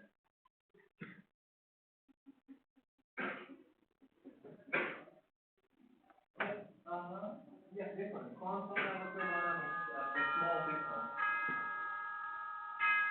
So this is 1954. So he's going to talk about this one.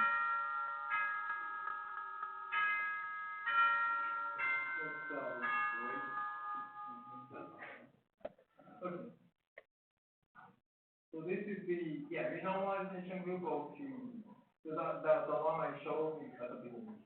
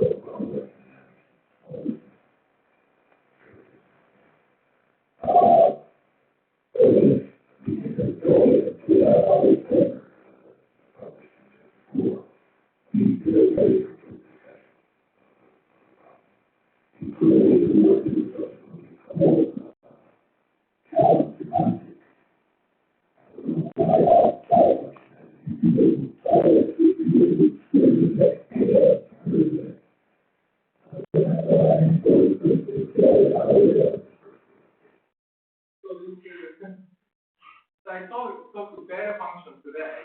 It was coined by this column semantic.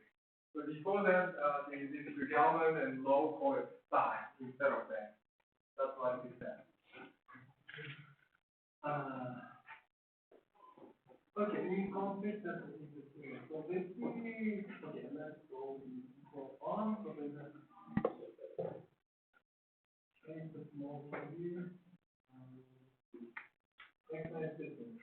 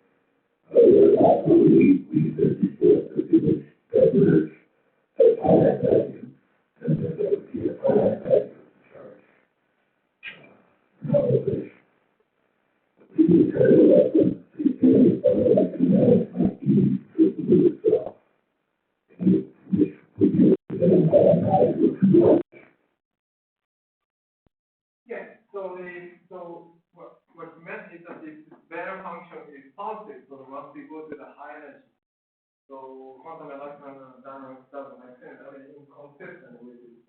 That's what's in it. Okay, last interview is Ken Wilson's work. Ken Wilson is really like change the concept of the normalization group. Actually, I searched in Wikipedia, Ken Wilson is a student of the Gaussian.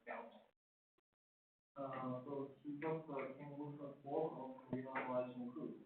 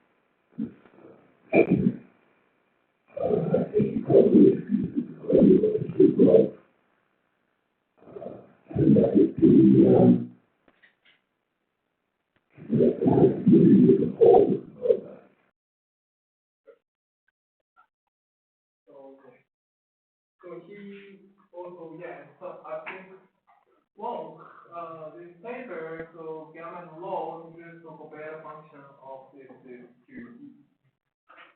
And then we talked about inconsistency of the electrodynamics, and then the UV to mean the electroweak. Anyway, the whole interview is so interesting, but I just think that the relevant, the part relevant to today's lecture. Okay, you can just click out. Okay, I will share the link to you.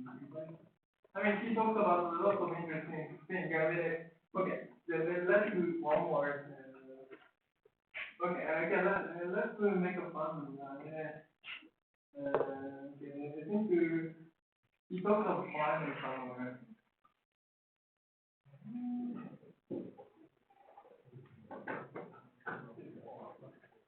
Anyway, I just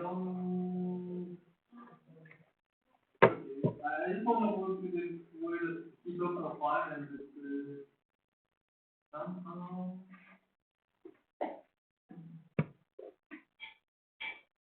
Okay, maybe I can go to YouTube. Galen apply and then we can see the results.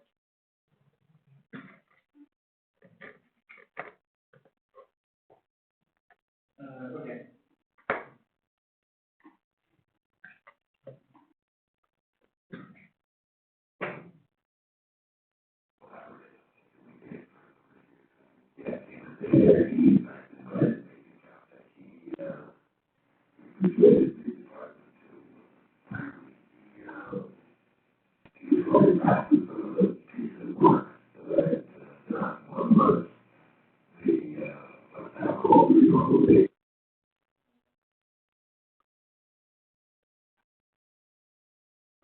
Alright.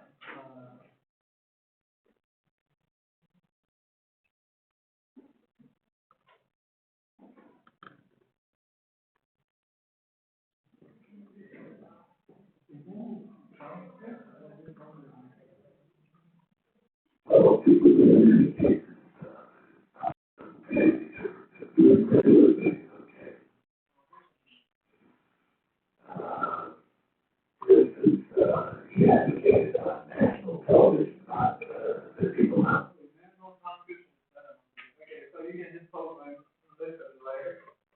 Okay, let's focus then. Okay.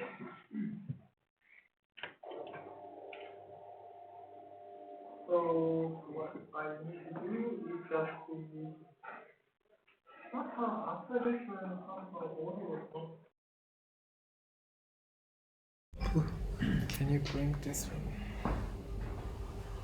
So I think I should buy the bigger. I think this Bluetooth speaker. I should buy a new one. So my plan is the last lecture I will play the Weinberg's interview about the product. It's a super good actually, Weinberg's interview. It's too advanced for QFT1, but he summarized all the history of particle physics. So the last interview is supposed to be Weinberg's one. Maybe I should buy a new, bigger. Yeah. Anyway, so that's the Gelman's interview. So let's go back to the lecture.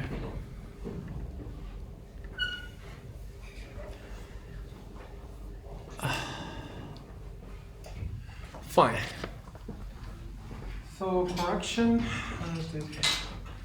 So people submit the new homework here. Okay, so the Ward-Takahashi energy. So the Ward-Takahashi energy is the quantum version of Noether theorem, and we just apply Noether theorem to the electron vertex function. Not Noether theorem. Ward-Takahashi electron vertex function. What we get is the connection between the electron vertex function and then Dirac propagator. And then the relation between that is that once you take p prime goes to p limit, the one loop correction really loop correction or quantum correction really can be captured by derivative of this segment with respect to momentum. And we can check this result by just using calculation that if you just apply derivative on this one loop correction to the Dirac propagator, one can just get the expression of the photon, electron vertex function. Okay. And we want to see the consequence of this. So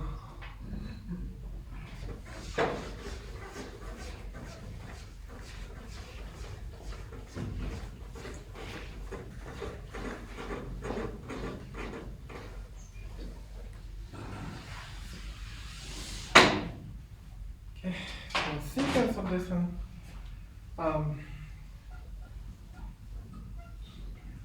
So we know that the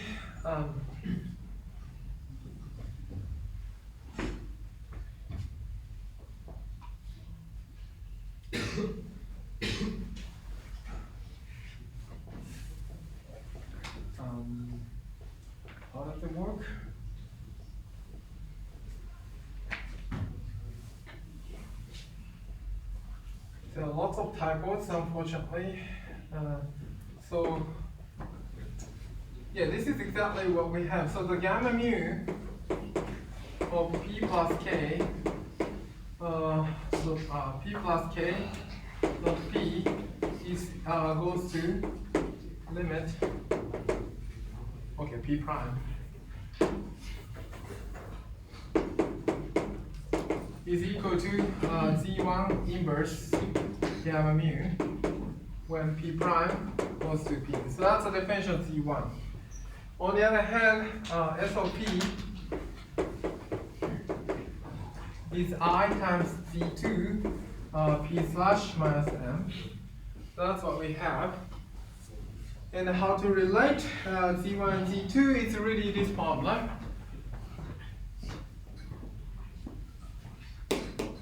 This formula, and then what we are going to see is that the how can I take that one? Let's see.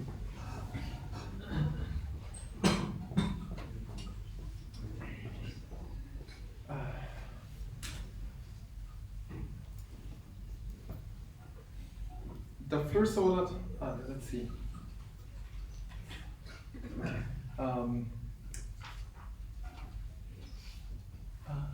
Where should I? What should let's see.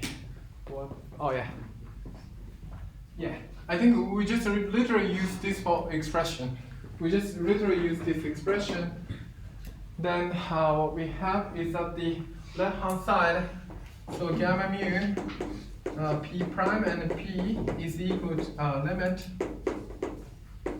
p prime of p is equal to z inverse z1 inverse gamma mu. On the other hand, here is the left hand side is I times sigma S inverse of partial p mu. And this is just using this one. What we get is that the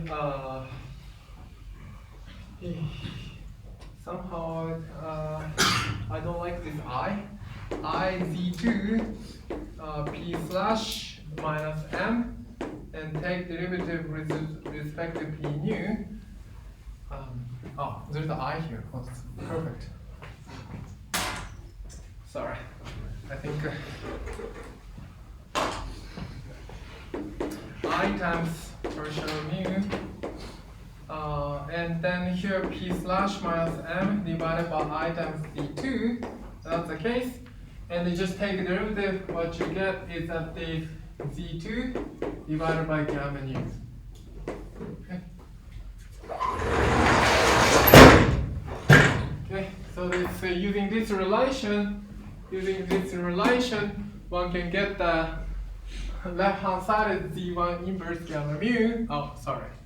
Then mu and the mu and the mu. And then if you compare left hand side and right hand side, what you get is equal to z1 is equal to z2. So this is really the consequence of this relation which is coming from Ward-Takahashi.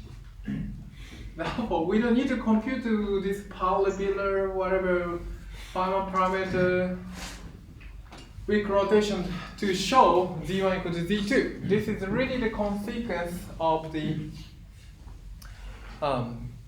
Ward-Takahashi identity, and this is true for all order. Okay. So what we can do is that what we have done is that we just do the one loop correction. And to check this one, but this is true for all order of the coupling constant. All of the coupling constant. So this is so therefore it's a much more powerful statement than explicit computation. Explicit computation can be done by order. But here it's just a Ward-Takahashi identity to tell you that the all order they should be equal by symmetry.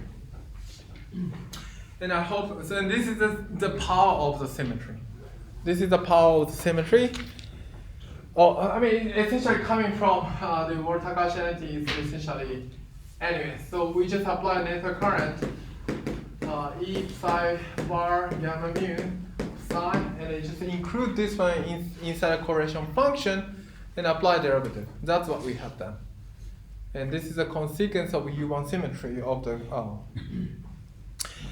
QED, and then that's exactly what this Gell-Mann emphasized. The use of symmetry is very powerful and then effective in quantum field theory. Okay, and this is the power of symmetry, and this is the highlight of the QED. So even without doing calculation, one can show the quantum correction is equal. Any question at this moment? Okay. Yeah, especially this part is very, very elegant. I hope you can see the elegance. I mean, you start with this one correction for Dirac propagator, just apply derivative, you can get the electron vortex function without performing the integral. Okay, so the rest of the time I will talk about I didn't talk about in Peskin Schroeder, so I will talk about Shalin, Lemon spectral representation.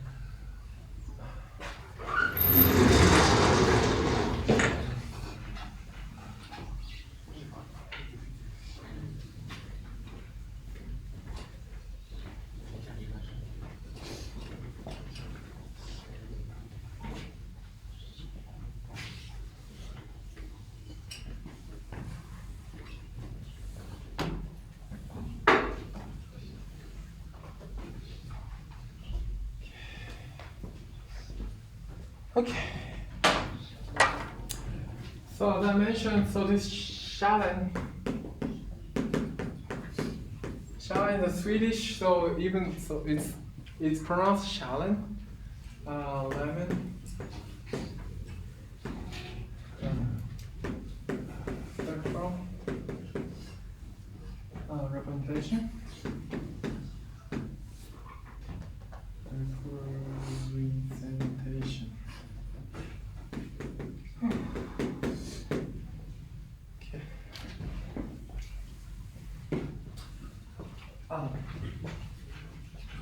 Okay. So before going there, I will briefly talk about how the final exam is. The final exam is so it consists 3 parts. First part is some bunch of easy, relatively easy problem, like Crippled algebra and so on, Crippled algebra or whatever. I mean, just the one you calculate whatever trace of p slash plus m whatever p slash k slash u plus m and so on, this kind of stuff. This you need to apply this Crippled algebra too, right? This kind of stuff. Include and also small problem. Small problem. That's the first part. Second part is tree-level amplitude. You have to evaluate. So you just evaluate. We just encounter Compton scattering and also electron, muon. So in the lecture we talk about this tree-level amplitude in the lecture, and then in the homework you evaluate the bubble scattering and so on. So this is tree-level amplitude. This is the second part. The third part is the one loop. So one loop, you just compute this kind of diagram by polypillar or dimensional regulation you are going to do or you are doing now, whatever. So this kind of diagram.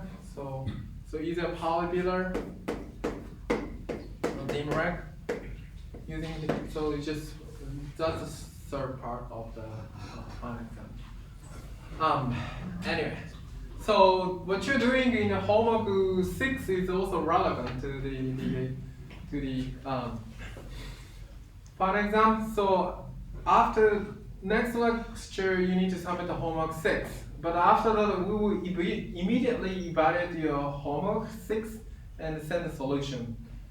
And then If you want to pick your graded homework 6, you should go to the TA's place. TA's in Jangwon campus. Otherwise, you should submit the homework via electronically by PDF.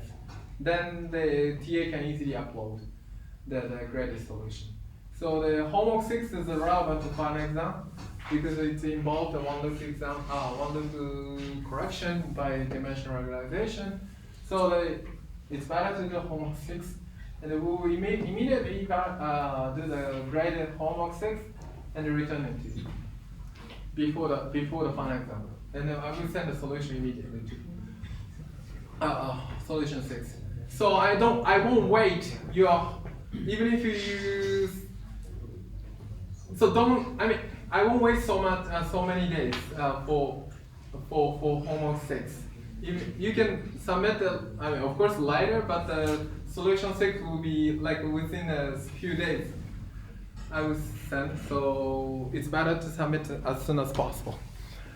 Anyway, the part you just did is okay. Anyway, that's any question about final exam? So it's a Kaijuan. So you can bring some whatever book, Pesky and Schroeder, whatever book you can bring, and then it's totally fine to bring an iPad and so on, but don't connect the internet, and then don't connect the internet. So nowadays, this people just using this AI stuff, right? I forgot the name. This blah blah blah. GPT, I forgot for whatever. This AI stuff. If you connect the internet, the AI can easily tell the answer. So don't connect the internet. Don't spoil what you have done. So you spend a lot of time on the homework, right? But once you connect the internet, immediately fail. So don't connect. You can bring iPad or whatever laptop. It's okay. But once I find the students connect the internet, immediate fail. So don't spoil your effort. Okay. And sometimes some inspector will come from Fudan physics department. So in that case, I have to explain what I told you. So, but anyway, so be careful about this. If inspector comes, try to hide a laptop and so on. Anyway, anyway, that's. But I seriously don't care final exam and so on. But I have to do that. Anyway, and then there are 2 rooms for final exam. So I think undergraduate students are here, maybe, and the graduate student to the Gonfalo, something like that. I don't know the detail. You should check the information. Somehow grad student and undergrad are different rooms because too many students register my course. And then I don't know which one I should go, but anyway, we'll see. Anyway, so don't connect the internet. So I have to give you F otherwise. So don't spoil your effort. You spend a lot of time on homework, so don't spoil all your effort. Any question about the final exam? What's the time of the final exam? It's the usual time. It starts with 9:55 and it's finished 12:30, right? It's the same. Yeah. Anyway, I don't care about this kind of grade and so on, to be honest. It's everything relative. Don't worry. So 30% of students are A and A plus. The rest of most of people are B plus to B minus. And if they don't submit the homework and so on, it becomes C and so on. That's the case. Everything relative. So don't worry about the grade. Anyway.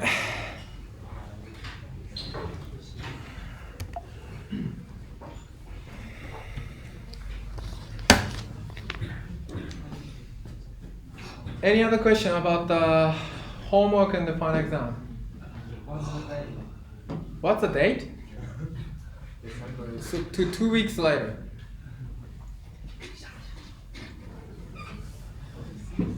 No, if there's no question, I will go to start talking about the challenge, relevant spectral augmentation.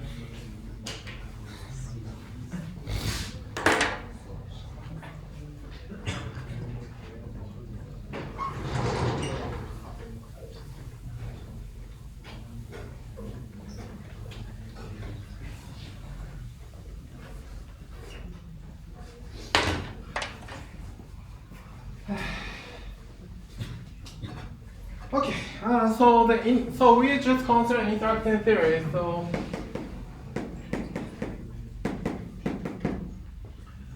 So interaction theory. And then, so as we know, the interaction theory propagator receive lots of correction. We already talked about lots of stuff with this kind of stuff. I mean,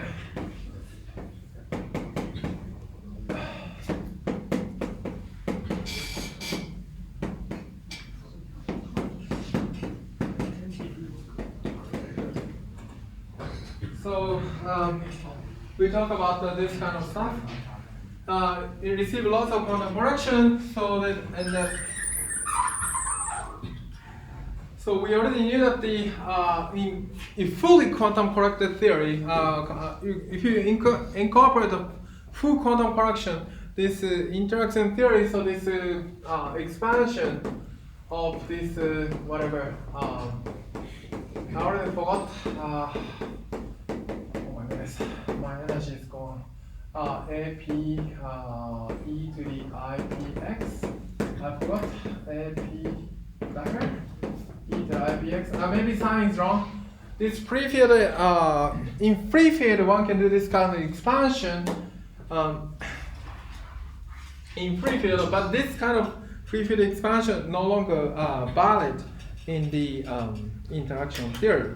And in fact, this operator phi do not only create a one particle state, but also it creates multiple particle states and so on. So therefore, you have to be careful about what this operator really does to the vacuum and so on. So that's the meaning of this Shannon-Lemon spectral representation. So this is only valid. This is valid for free theory, but invalid. It's invalid or highly misleading. In interaction theory.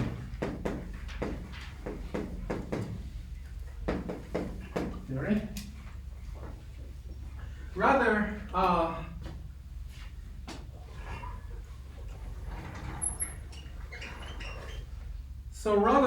this phi of x in interaction theory indeed create the following state.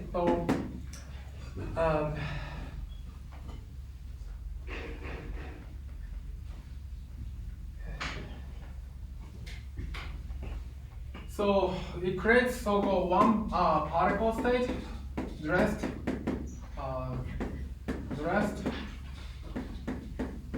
with quantum correction.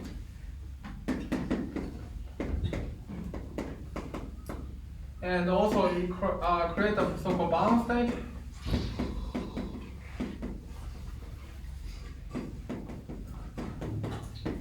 And in general, so coupling constant. So here we assume the fully quantum mechanical and fully. So it can be the coupling constant G can be like strongly coupled, not necessarily the weakly coupled. So in that case, it can be create so-called multi particle state.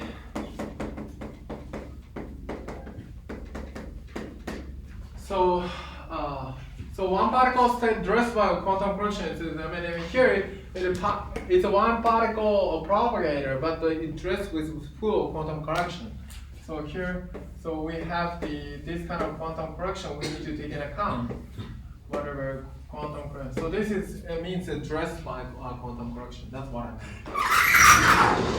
So interaction theory. So this phi operator phi can create any like a not only this one particle states, it can create bound states and so on. So therefore, we have to be careful about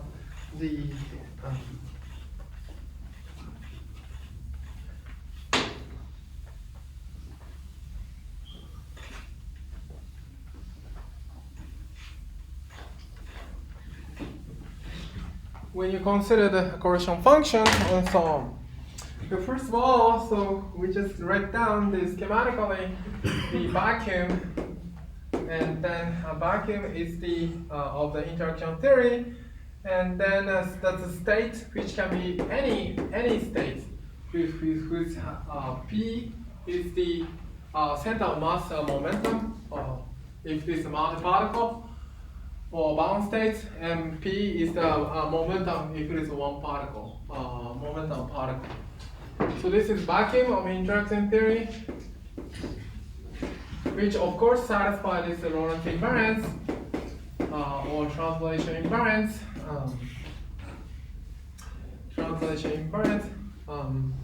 And also we just consider the some states with momentum P, which is the eigenfunction of the eigenstates of the Hamiltonian and the momentum operator.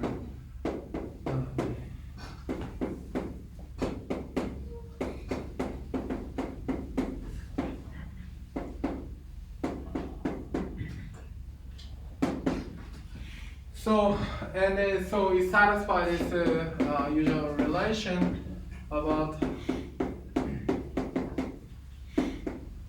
like this way.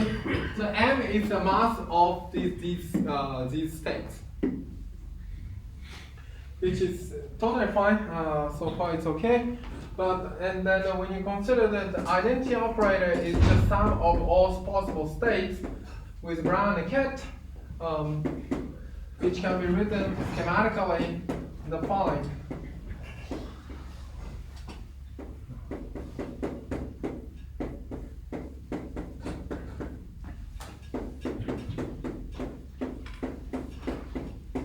So lambda is the all possible states, so which have three possibilities. One can be lambda can be one particle bound states and multi-particle state.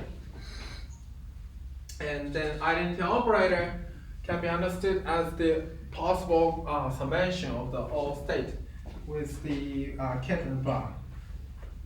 Okay, and then what we are going to do is to evaluate the two-point function in this interaction theory in general quantum field theory. So now we are considering really general interaction theory. Interaction theory, and then so we want to consider that.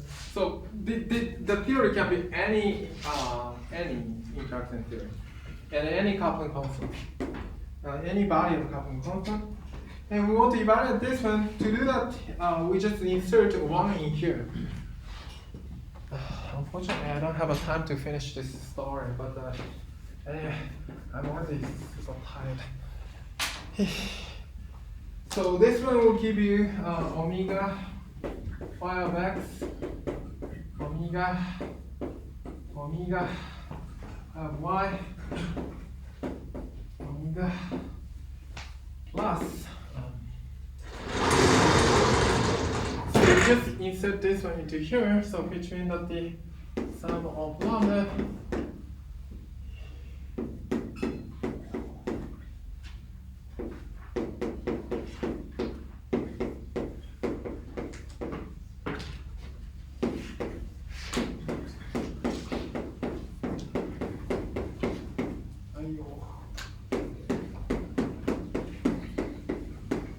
like this way. Okay. Okay. And of course, as I mentioned, so everything, yeah.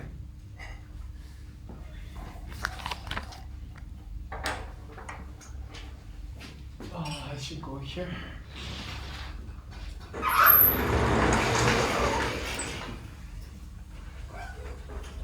So any vacuum is translational invariant. So now, so here the point x. So this any point. So it's a translation invariant. So therefore, as I mentioned, so here this guy phi omega phi of x omega can be written as omega, sorry, e to the ip x phi of 0 e to the minus ip x omega. So this is the case. So this is just translation from 0 to x by so we treat this operator as in Heisenberg picture, and then they just move from 0 to x by translational operator. Now we know that the p axon omega doesn't change anything. So therefore physics is translation invariant. The physics in here is the same as physics in here. So that's what you mean. So phi of 0, this one. And this is just constant. And we can freely set this is 0. Because I mean phi of whatever number, the operator just you can just freely this constant, just take a shift of the just constant number, you can just redefine the new operator is like this way. It doesn't change any physics. I mean, so that you can set this is equal to 0. You can set be set. This is 0. So therefore, the first term is gone. The first term is gone. And we are focusing on this one, and then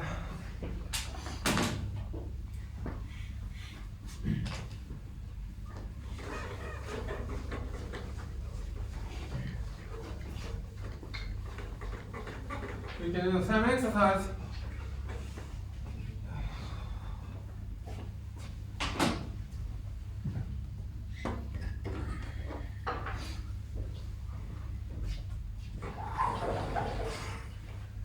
So we can do the same exercise for the other state.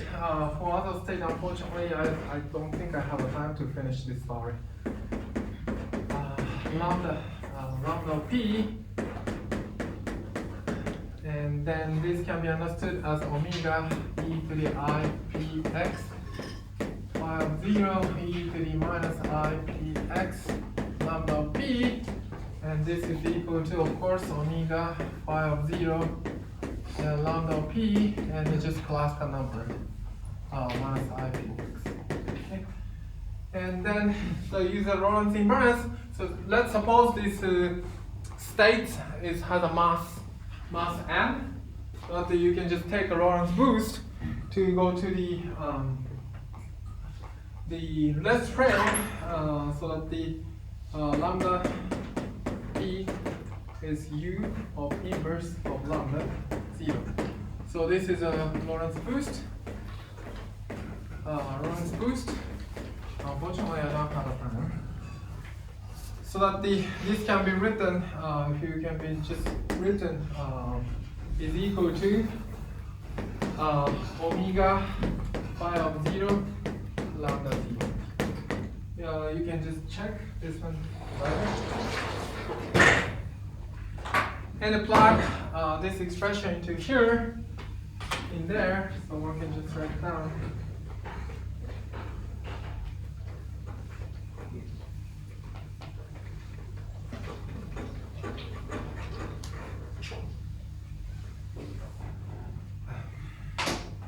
I don't think I have time, so I just give you a conclusion.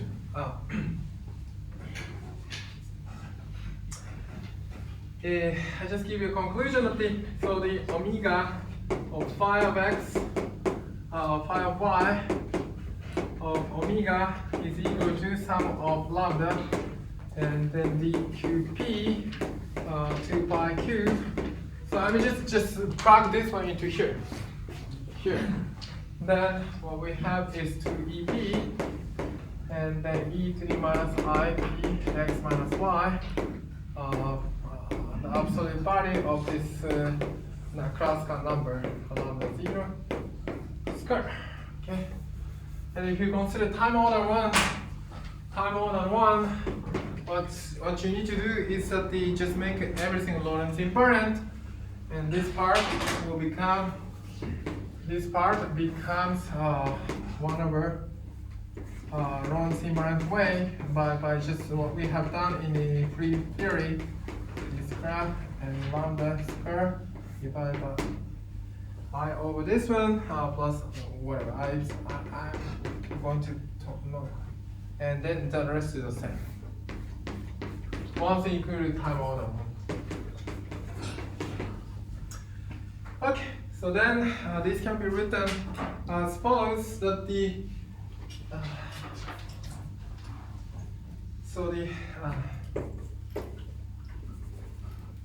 omega t phi of x phi of y of omega is equal to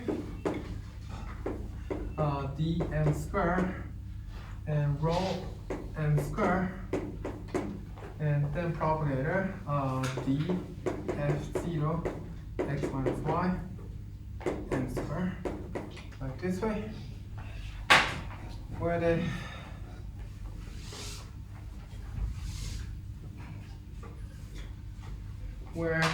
this guy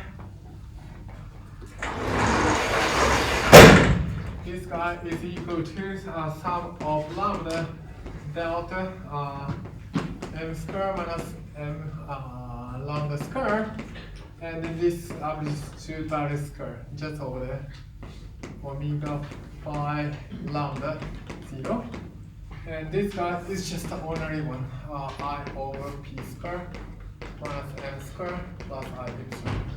That's this is called the spectral Shannon-Lemon spectral representation, and in fact, oh my goodness, I'm not going to erase this part. And this one is called spectral density function. This rho of m square is called spectral density function, and it takes the following form. So the essence of this one is here. So the important thing is this guy, this part. This spectral density function takes the following form. So unfortunately, time is up. And then this is the m square. So one is up here. So the one particle stays up here somewhere here. So delta function m square. And the bound state appears is the multi-particle state becomes continuum. So the rho of m takes the following form. So rho of m square. So the multi-particle means that you need a 2 particle at least. So therefore, the m square should be above 2m square, 2m over square. And the bound state is always lower than the actual. Okay, the lower than actual bound scale. Therefore, there is some bound state up here around here. Around here is called bound state. So this is a generic form of this spectral density function, and just plug on this density function here. You can compute the 2-point function for any quantum field theory with scale field. That's the meaning of Shannon-Lemon representation.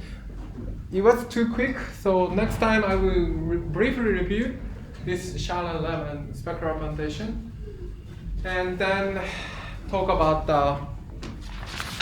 LSC reduction formula. Hopefully I can go to optical theorem, but if not, we just play this Weinberg's video. So that's the plan of the last lectures, and then good luck on the homework 6. Finish.